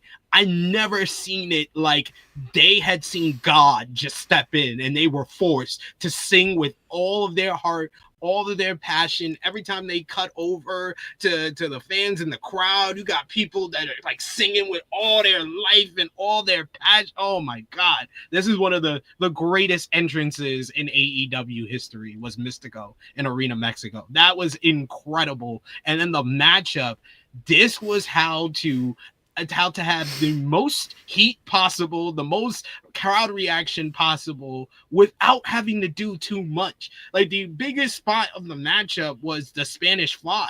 And I thought that like, logically, when this match starts and I hear that reaction from Mystico, because going into this event, I'm like, MJF never loses on TV. MJF's going to probably win. But then I hear this reaction from Mystico and I'm like, oh, there's only one result they can do now. They got to do a non-finish. They got to do a non-finish at this point because neither one of these guys can. You can't. And I was like, when the bell rings and I hear this reaction from Mystico, I was like, Mystico can't lose this goddamn match. He can't lose this matchup. MJF never loses on TV, so it's probably going to be a non-finish. But the match ahead of the lame DQ finish was great. I thought that this was great. This was just them getting as much energy as possible. MJF taunting the crowd. He's got the USA, Uncle Sam, and the Bald Eagle freaking MVP suit on. That was great. You got Mystico wearing his Mexican flag colors. You got the crowd popping for every Tijeras that Mystico hits. The Spanish Fly looked great. Him hitting La Mystica, and then you got MVP and Bobby MVP distracting the referee, MVP getting pissed off at MJF every time he would be too cocky and start taunting the crowd, and he's like, get on him, he's serious, get on him. Like, I thought that this was a great match before they did the DQ finish, which was predictable if you really think about it. Mystico barely ever loses in Arena Mexico. MJF barely ever loses in general. It just made sense to do that. And you know, I've seen people suggest it, and I think it was Trevor Dave who put it out first. Mask versus hair plugs. That's what the it needs to be, mask versus hair plugs, either at All In Texas or in Arena Mexico for the anniversary show. I don't know if they're gonna do mask versus hair plugs, but that is a very funny suggestion. I think they will run this back at some point. I don't know when they'll run it back, but I wouldn't be shocked if they run this back at some point. MJF could have taken a loss, and I would have been okay with it. I understand why they didn't get more heat on him in this scenario, so I get that. Mystico wasn't losing this match. He wasn't losing in Arena Mexico. He just wasn't. That's why I'm like, could MJF lose? Yeah, he could have. Like, why not? And then do the beatdown afterwards. But they do like protecting MJF. I don't think they want to just beat MJF on television just to beat him on television. I mean, MJF doesn't lose a lot anyway, like you mentioned. Television, especially, because I feel like his big matches on TV, he's won most of those, right? Yeah. I'm thinking the Punk match and the Ospreay match. He won. Yeah, those are the two like big TV matches I can think of with MJF. I'm sure there's been others, but those were the two that immediately came to mind, and he won both of those. So yeah, television, like, he really doesn't lose. So I understand why he didn't lose this match. I thought the way they did the finish was good because it did get good heat on MJF, and you know, according to Fightful Select, I'll read the report here. Let me pull this up. Fightful Select says, it's still real to some. MJF got a good amount of heat from his angle at AEW Grand Slam Mexico. Sources in AEW claimed that a fan went after MJF at the hotel after the show. MJF was said to be okay and laughed the situation off and was proud of it. Real heat. You know. This is the most MJF story ever. The fact that he was happy about it. Do we think this story's fake? Like, do we think that? No, I think it's still real to people in Mexico. People in Mexico, it's still real to them. And MJF disrespected the Lucha Libre culture with what he was doing throughout the matchup. He spit in Mystico's face at one point. He low-blowed him not once but twice. I think it's a legit story. I think it's a legit story as well. Because it's MJF, and because like I could easily see MJF. MJF hasn't commented. Usually he's very quick on like social media to like comment on stuff. I could very easily see MJF and just like, hey, get together and let's put this story out there. Like, let's put this out there. And like, all right, yeah, let's see. Let's go ahead. Let's go for it. And it's just a very well corroborated story. I think it's real as well. I obviously trust Sean. I don't think Sean's going to put anything out there that's fake. I also, I could see them just working this story for the sake of working the story, because I can see them using it now. Yeah, I can see them using it now. And I agree with a lot of people in the chat. That's why I said either All In Texas or the anniversary show. I think they should do 2 more matches, actually. I think they should do it at both. You should do All In Texas, a rematch with Mistico and MJF, where MJF can win that one, and then you do Arena Mexico, Mask versus Hair, and Mistico wins that one. They're not doing Mask versus Hair. MJF. Ooh, Mask versus hair plugs. Mask versus hair. He could go back to wherever he got his hair plugs from before. Spend some more money. He got paid. He got a new contract last year. He can get new hair plugs. Who cares? Mask versus hair plugs. Mask versus hair plugs. Mask versus hair plugs. He's not shaving his head. Come on now. That's not happening. The do it for the bit. the 4 million high flying pesos match. I thought this was the best match on the show. I thought it was a missed I was gonna say opportunity. that. I thought it was a missed opportunity that Ricochet didn't win, though. They could have done some good stuff with that. I'm all for Hologram winning. I think Hologram should be in a better spot, considering he's undefeated, but they don't care about that anymore. But they missed an opportunity to give Ricochet some money and do some fun skits with him and the pesos. So what can you do, though? But it was a fantastic match again. I thought it was the best match on the show. Yeah, it was just so much fun. I like how they broke it down into two separate kind of sections of the matchup, where before the commercial break, it was basically a tornado tag team matchup where Ricochet kind of aligning with Lio Rush, and then Mascarita Dorada and Hologram working together. I like the little 2-on-2 action that we had throughout that. I love the kind of change and the switch up where he became every man for himself was when Leo made fun of Ricochet's bald head, and Ricochet had enough of the BS and turns on him. I love that they really this was more of a reminder. I thought the matchup with Will Ospreay on the Fyter Fest show was really good with Leo and Ospreay, but this was more of a showcase that Lio Rush is still a very damn good wrestler.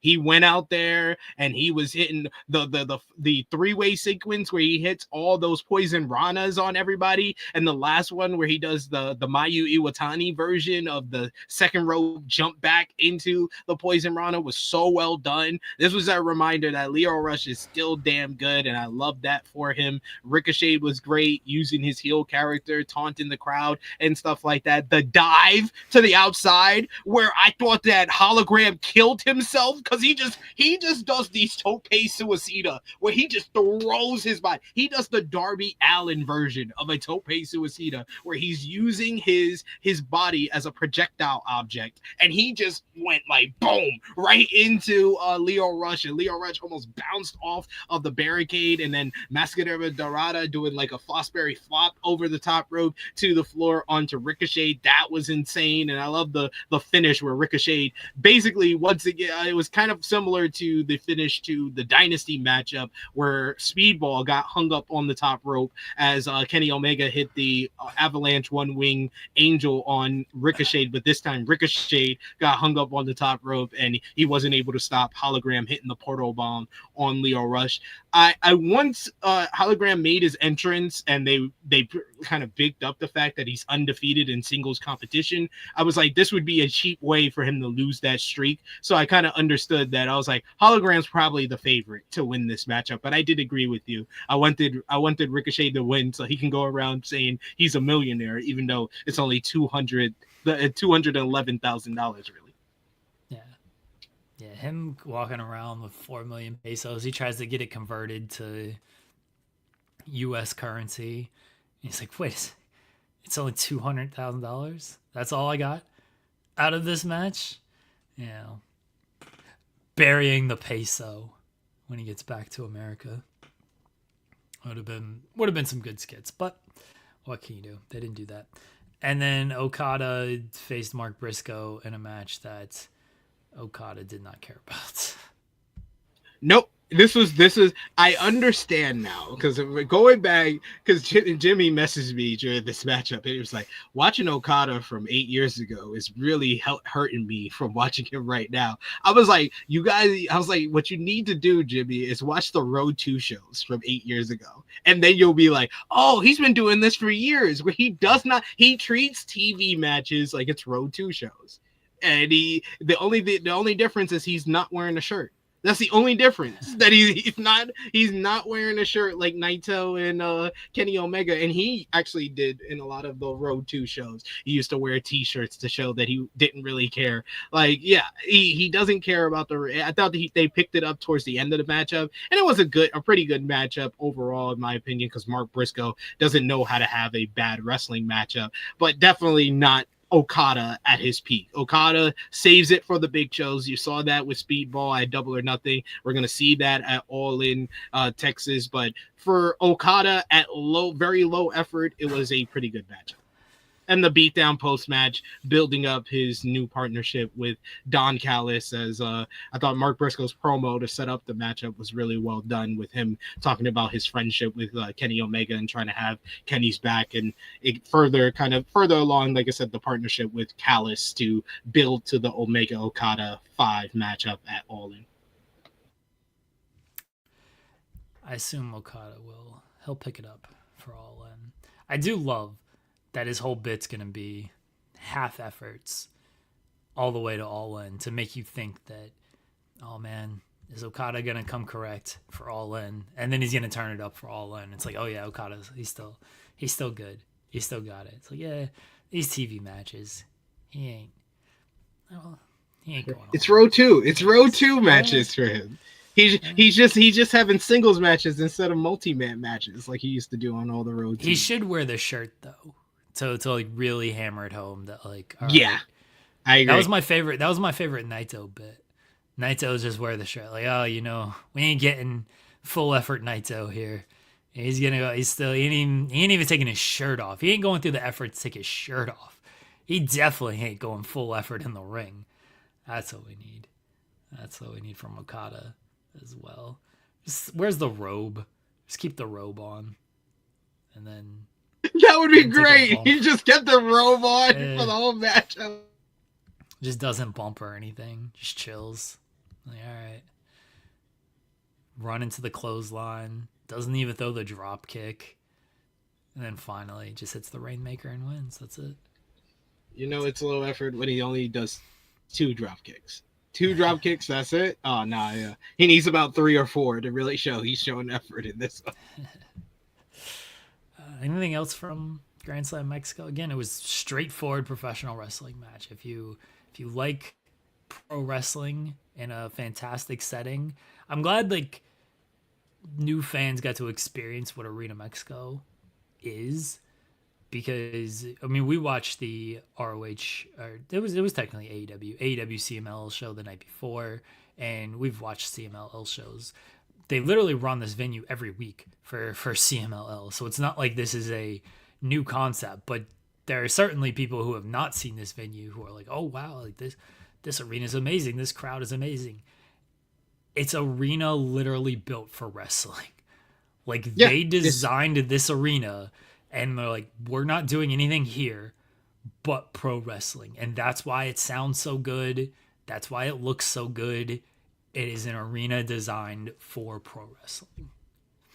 That's why they call it the Cathedral of Lucha Libre. I thought the crowd was hot. I thought the crowd was honestly better mic'd than some of the CMLL shows that I watched. Yeah, a lot of people have said that.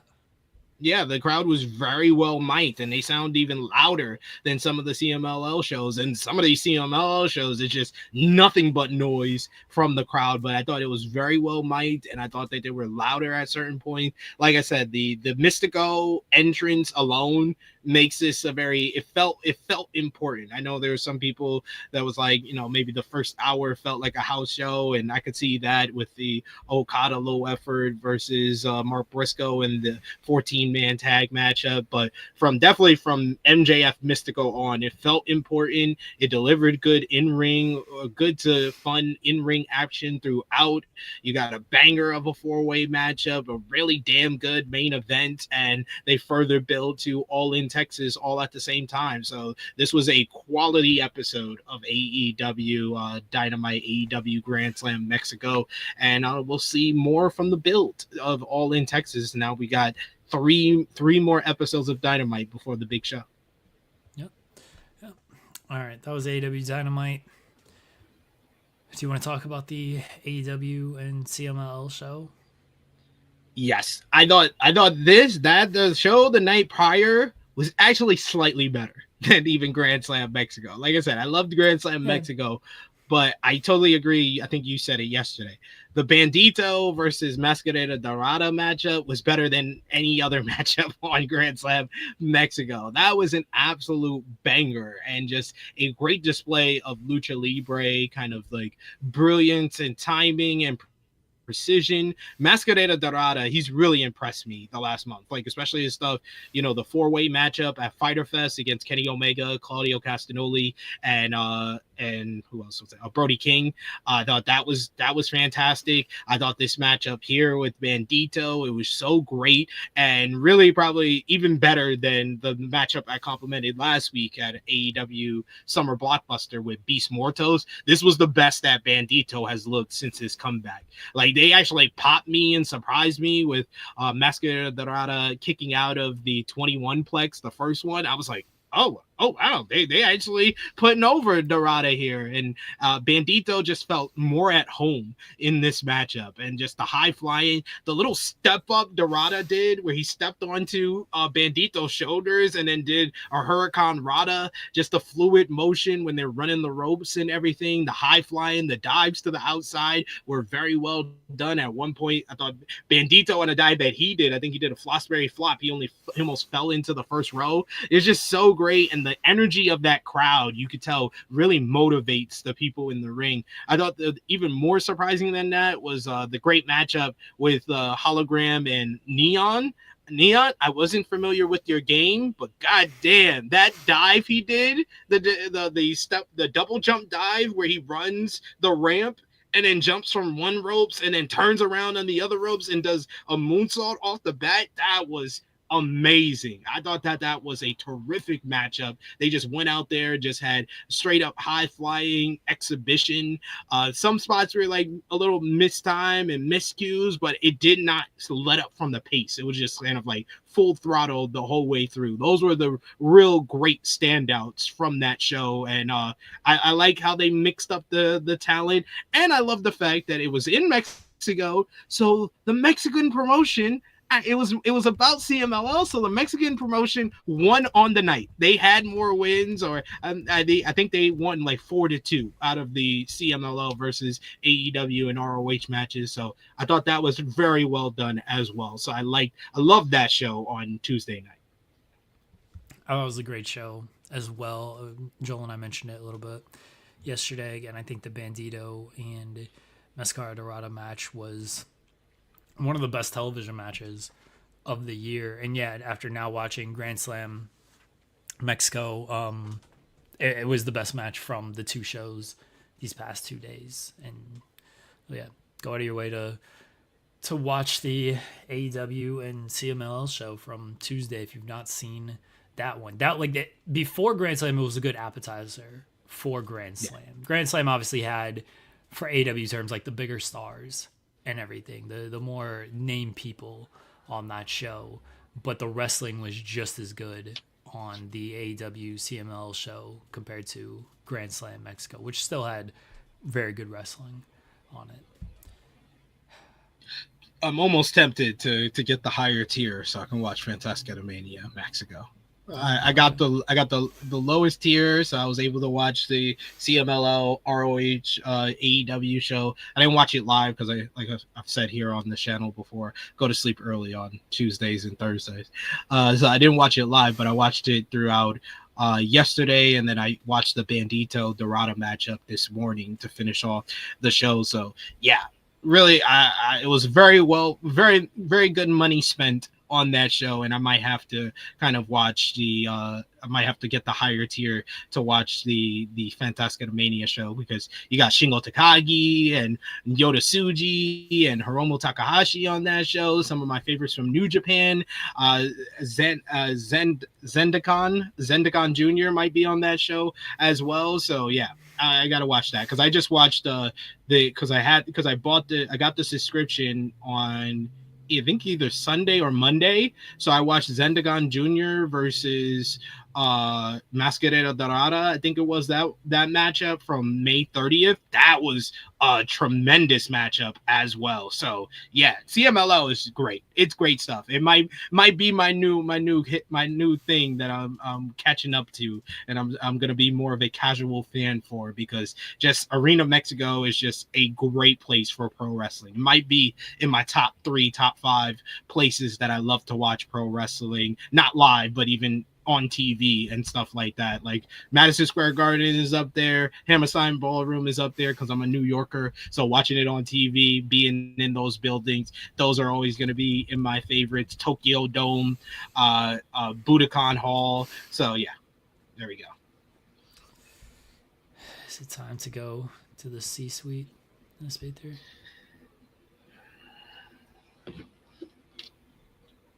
Oh boy. It's time for the C-suite. The C-suite. It's time for the C-suite. The C-suite. It's time for the C-suite. The C-suite, where we watch WWE C-level show. The C-suite. I didn't know you were on your phone. I didn't know if you had like a theme song that was about to play or something. No. I checked the time. If it was time for the C-suite. Okay. All right. That makes sense. I thought you were about to throw on a beat there for a second. You know, I was getting concerned. All right, C-suite. Gotcha. The door's open to the C-suite. Doors open to the C-suite. First up, we got to talk about the Fightful report, because I didn't get to talk about it on Tuesday.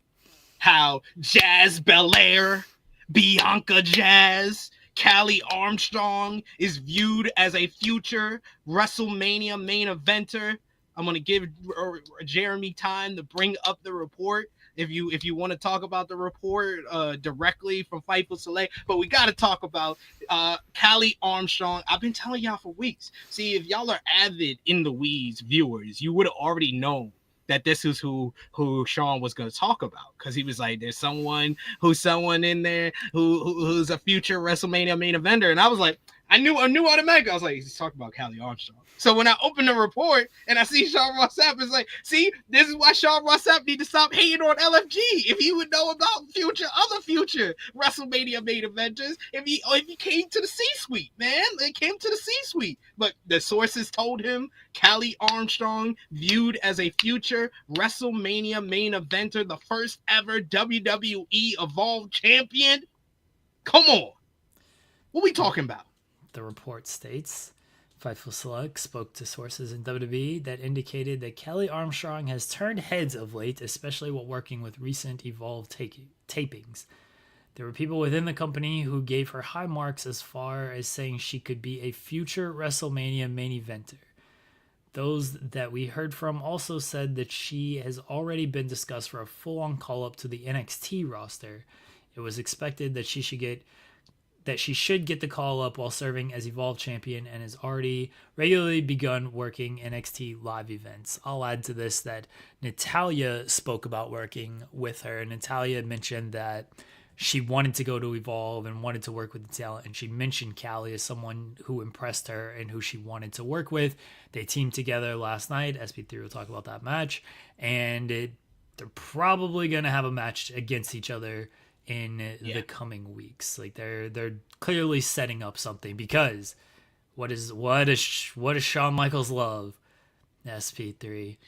What does he love? Raise the title. And look at it. And the side eye. And they did that shit last night with Callie and Natalya. When Callie Armstrong and Natalya faced the Vanity Project. Dum dum dum dum dum. Dum dum dum dum dum. Put your two fingers up for the Vanity Project. Zeta Steel, and of course, the American Cream, Busty Rhodes, George BBW Bush, the Ultimo Wagon, Nikita Lyons. What? Hold on. How do you keep adding nicknames? The Ultimo Wagon. The Ultimo Wagon. George BBW Bush. No, I heard you. I heard it. We didn't need to run it back. I heard it. Nikita Lyons. They had a good opening matchup where yes, Natalya and Callie Armstrong, they kept doing the blind tags into one another, showing their tension between each other. And finally, Natalya trying to steal the shine from Jazz Belair, Bianca Jazz, the ES Mean T, Callie Armstrong, when she hit the Callie connection, she was running across the ropes. Natalya gonna do a goddamn blind tag to my homegirl as she hit the Callie connection, and then Natalya gonna try to steal the glory and put on the sharpshooter and get the win for herself. Selfish. And then Callie Armstrong held up the WWE Evolve Championship, and Natalya gave it a side eye because she's coming. She's coming for the title, y'all.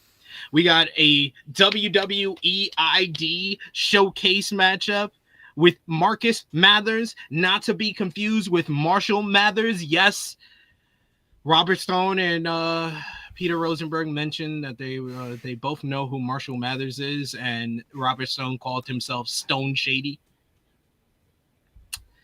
I didn't say anything about the commentary being good on the C-suite, but it is what it is. Marcus Mathers picking up a win over Jordan Oasis in the WWE ID showcase. They were talking big on commentary about how the WWE ID program produced the two men that were remaining in the WWE Evolve Men's Championship final between Shawn Legacy and Jackson Drake, the first ever champion.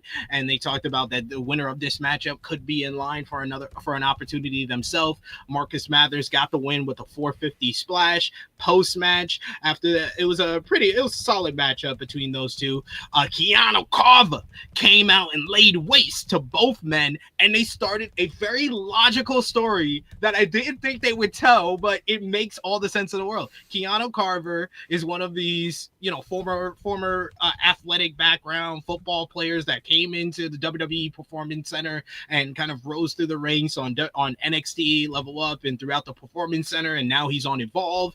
And he's been seeing that the Evolve is surrounded by a whole bunch of WWE ID people. And in the Fatal 4-Way matchup to crown the first ever WWE Evolve Men's Champion, he was eliminated by the two WWE ID guys in Legacy and Drake. So now his whole mission, he lays out Marcus Mathers and Jordan Oasis. He says he's going to wipe out everyone from the WWE ID program. He's going to lay waste to this whole program. I was like, that's actually a very logical story to tell. I'm mad I didn't predict that first, so I could further be as predictions 3. But well done, Shawn Michaels. Well done, Gabe Sapolsky. That's a good story to tell. Keanu Carver taking aim at the WWE ID performers. And speaking of WWE ID, well, before we get to the main event, big matchup for next week, Jeremy. It's the battle for the teddy bear. Yes. Wendy Choo versus Kylie Ray in the first ever C-Suite edition of The Last Woman Standing.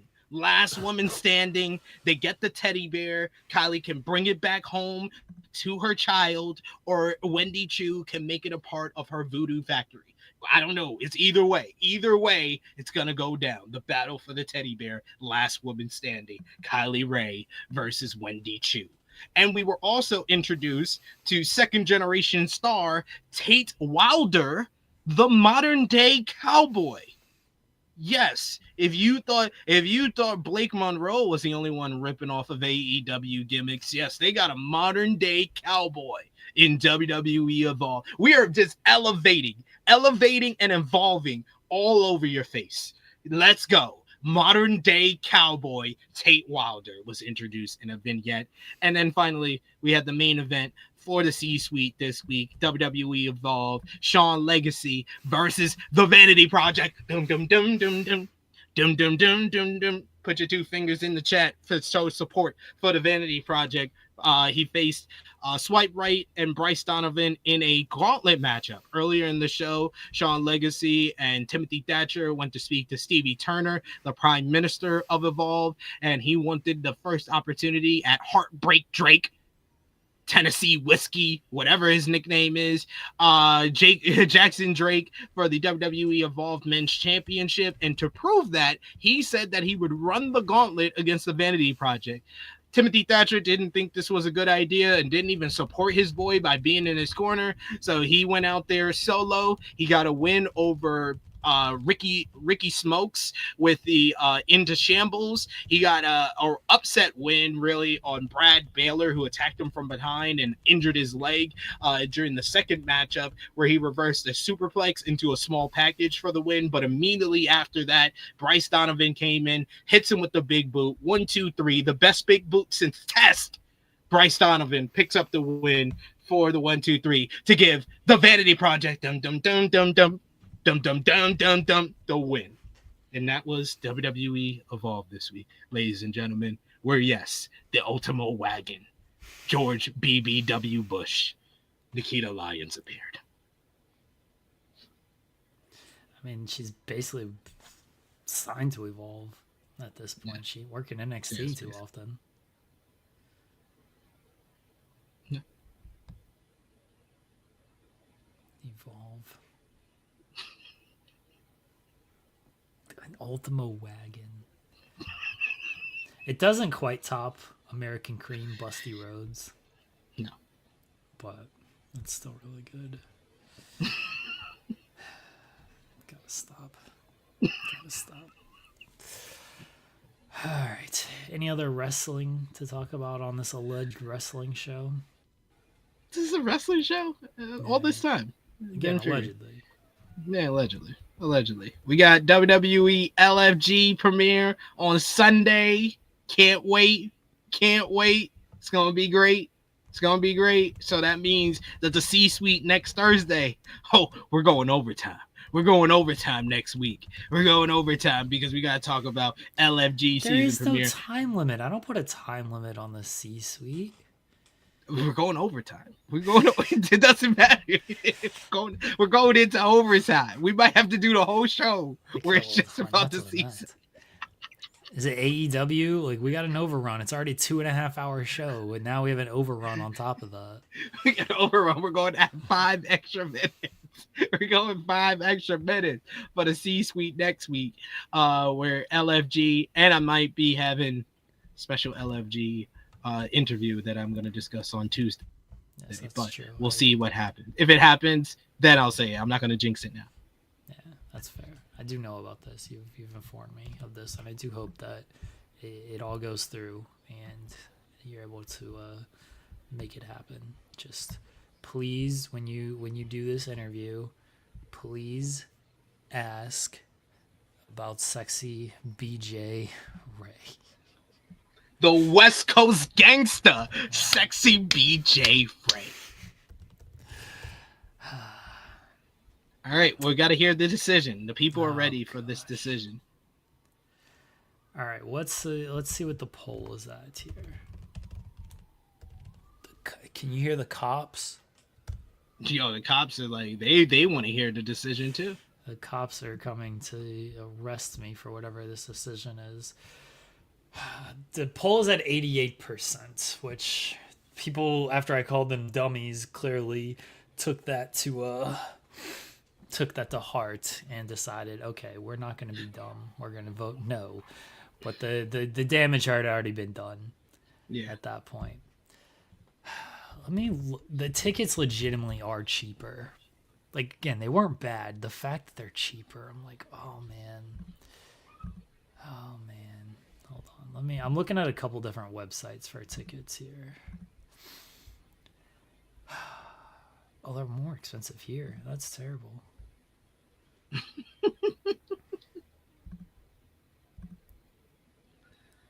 hear my wife in the other room. I assume she's just like, oh God, what are you doing? She's waiting with bated breath. She's again probably like, what are you doing? What are you doing?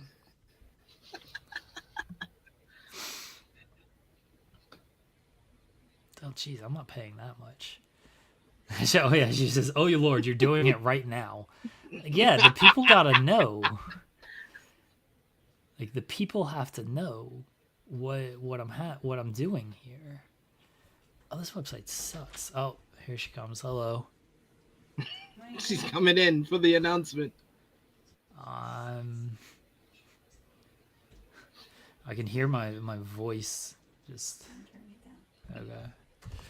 What I'm doing is seeing, you know, what's happening here.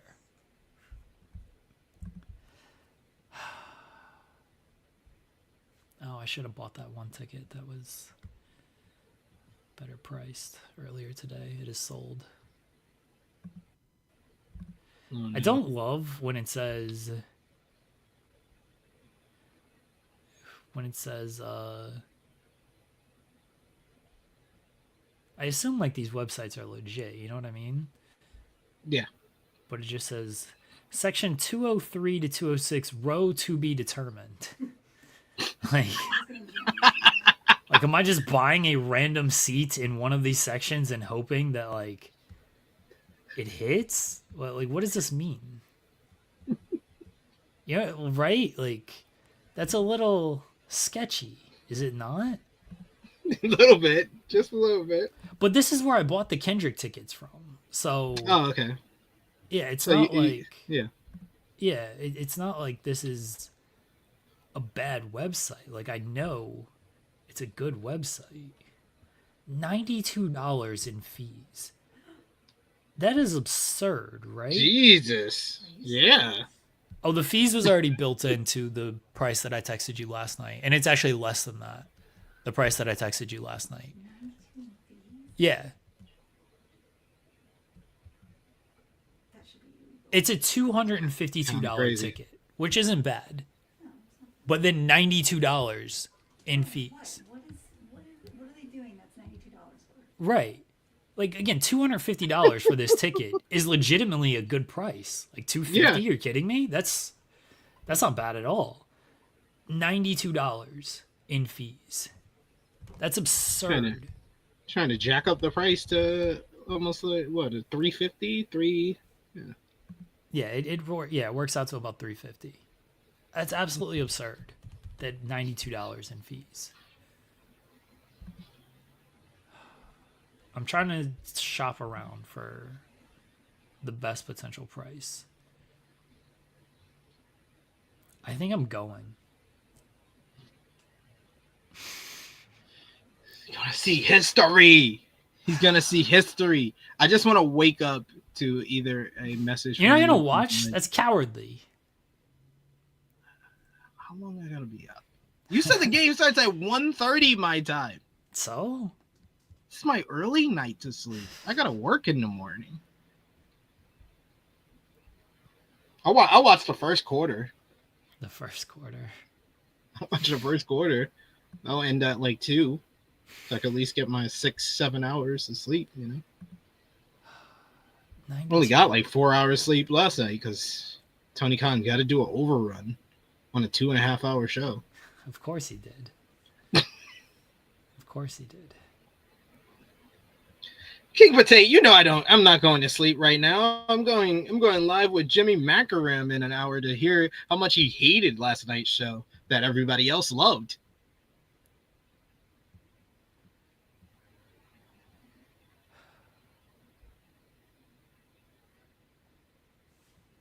All right, folks. I've purchased a ticket. Yeah, let's go.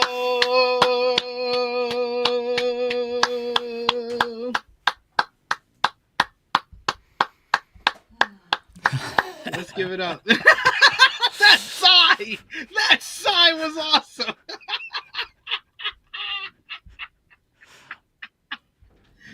Oh man. like oh god, now I'm gonna worry all night. I think my wife hates me right now. I never hate you. That's not great. Don't say that.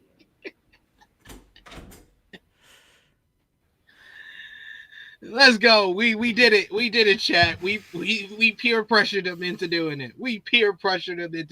Let's go. He's gonna witness history.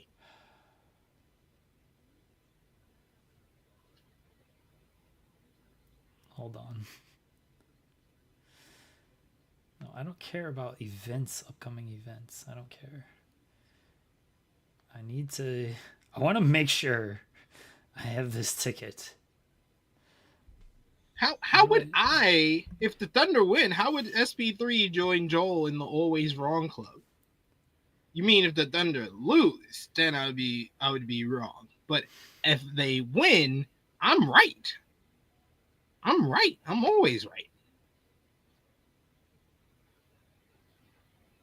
I'm confirming that,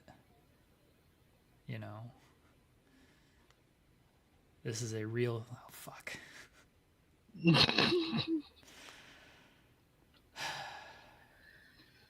Yeah, confirm you got your ticket. I mean, people can see where I'm sitting. I don't think it really matters.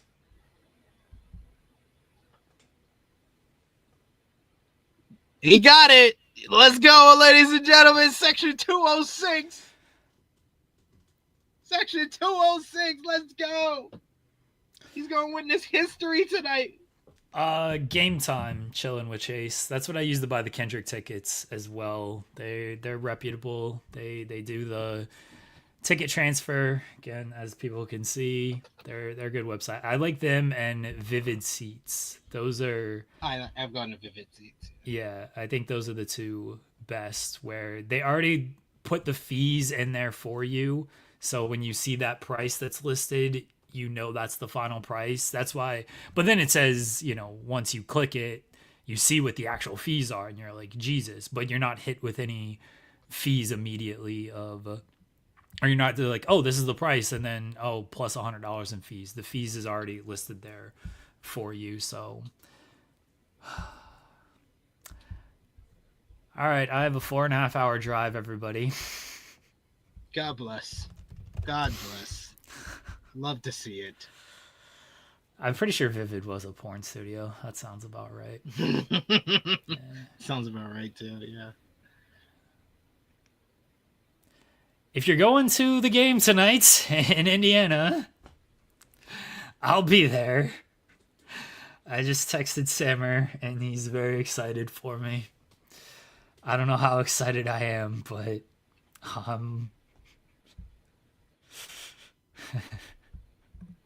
he's just gonna we're gonna hear the story of how Jeremy rode back to Ohio playing "We Are the Champions, my friend." It's gonna be like the ending of Mighty Ducks 2. And we'll keep on fighting to the end. Brum, brum, brum, brum, brum. We are the champions.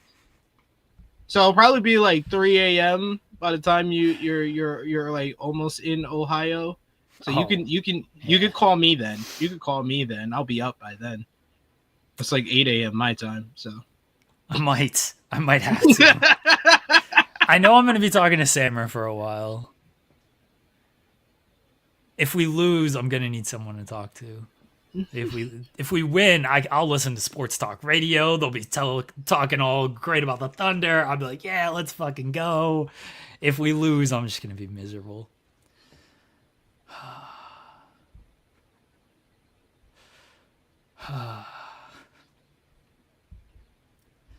This is all y'all's faults. You've all bullied me into this. We did it, chat. We did it, chat.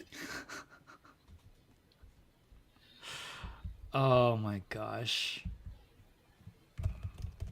I can't believe I've made this decision. Money well spent. Appreciate you, Kaza.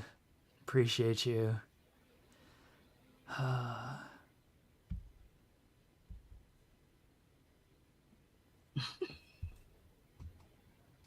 What is this? I've never seen someone so miserable after buying tickets to the NBA Finals. Oh my goodness. Join us tomorrow where we got a huge show. We're going to have a Thunder celebration. Jeremy's going to be on like 2 hours sleep, but he's going to be the happiest he's ever been in his life. And I'll be here for the first ever Thunder celebration sermon. Ladies and gentlemen, we got a big show tomorrow. Or we don't. Or we don't. Or we might have the worst show of all time tomorrow. Either or. So you got to tune in to find out.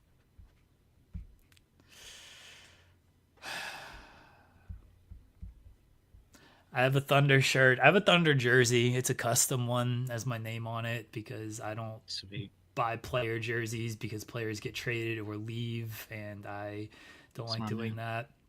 I'll buy a jersey like after the fact. You know what I mean? Like I have like a Peter Forsberg Avs jersey. Joe Sakic Avs jersey because those are franchise legends and they're retired. At some point, I might buy like a Nathan McKinnon jersey, something like that. But I don't buy jerseys. I didn't say what my missus got me for Father's Day. She got me a Luka Doncic Lakers jersey. Oh, okay. All right. Nice.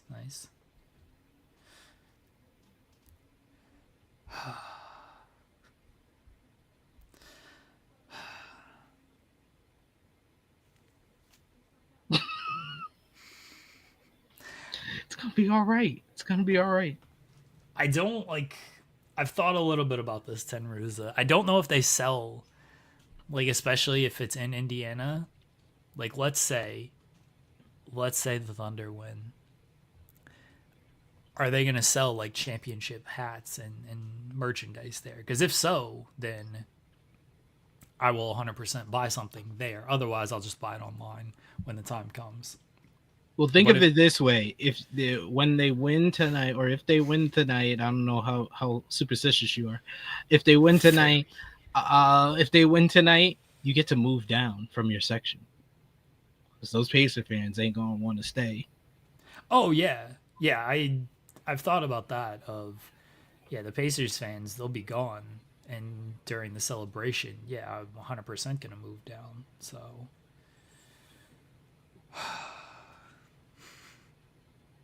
Just say you're Alex Caruso's cousin. Oh, Cello and Shay says they should sell title gear there because they sold Raptors gear when they won in San Francisco. Okay, so that's I guess good to know that I might be able to buy championship stuff if they somehow win tonight. Folks, pray for me. Don't support my terrible habits. Don't do what I do. Don't be dumb. Tomorrow's episode will either not exist, I will not exist, or we will have the greatest episode of all time tomorrow. My wife says pray for my wife. Yes. Pray for your wife. Pray for... Yeah, she's going to be a widow after today, potentially. So. Oh, Jesus. Will he stop? Good vibes. See, the crowd is ready for the good vibes. Come on. We all love you, Jeremy. We all love you, and we're all rooting for the Thunder now. I got to tell Jensen we're not doing this show. I can't do the show tonight.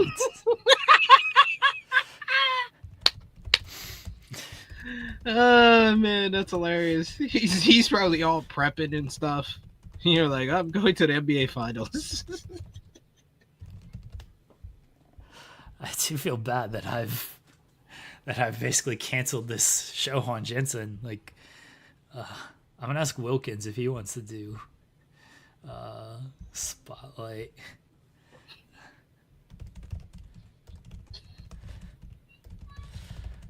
I didn't prep this at all, as people clearly know. This is literally a decision made on this show. This was not thought of beforehand. People saw this decision making in real time. They did. Oh man. All right. Well, that brings us to the end of this episode here. Jeremy's got to prepare end of the show as we know it.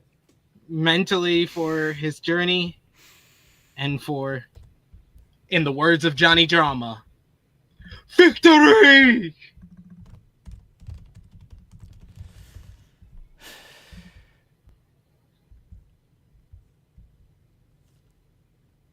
Buy me a championship shirt. I'll pay the money. I'll pay you back. Don't worry. No, we're not winning. We're gonna lose.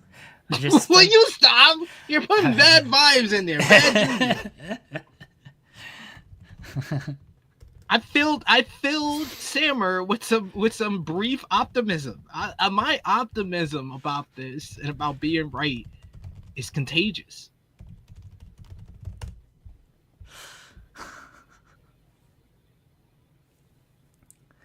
Fuck. You got this.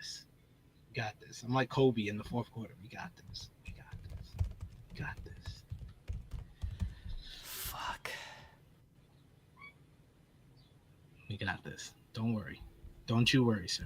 Don't you worry. SP3, let everybody know where they can find you at.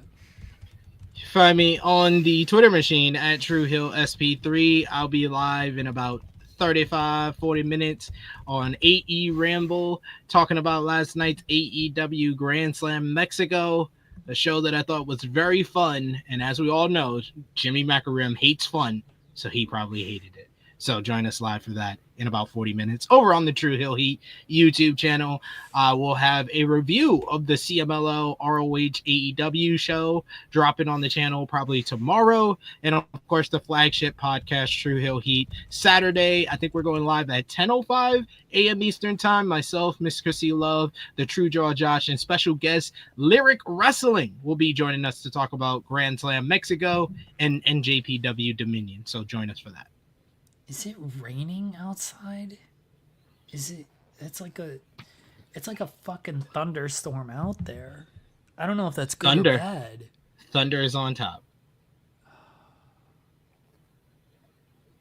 Thunder above all else.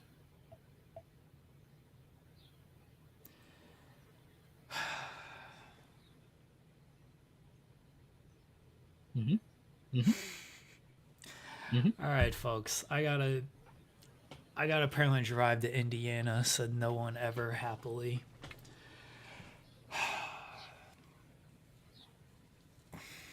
I might see everybody tomorrow. I might not see anybody ever again. We shall see. I don't know.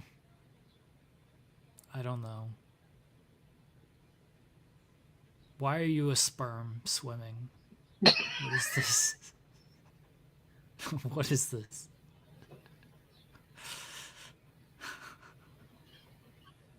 What's happening here? I'll talk to everyone later. Bye, everybody. George BBW Bush, Ultimo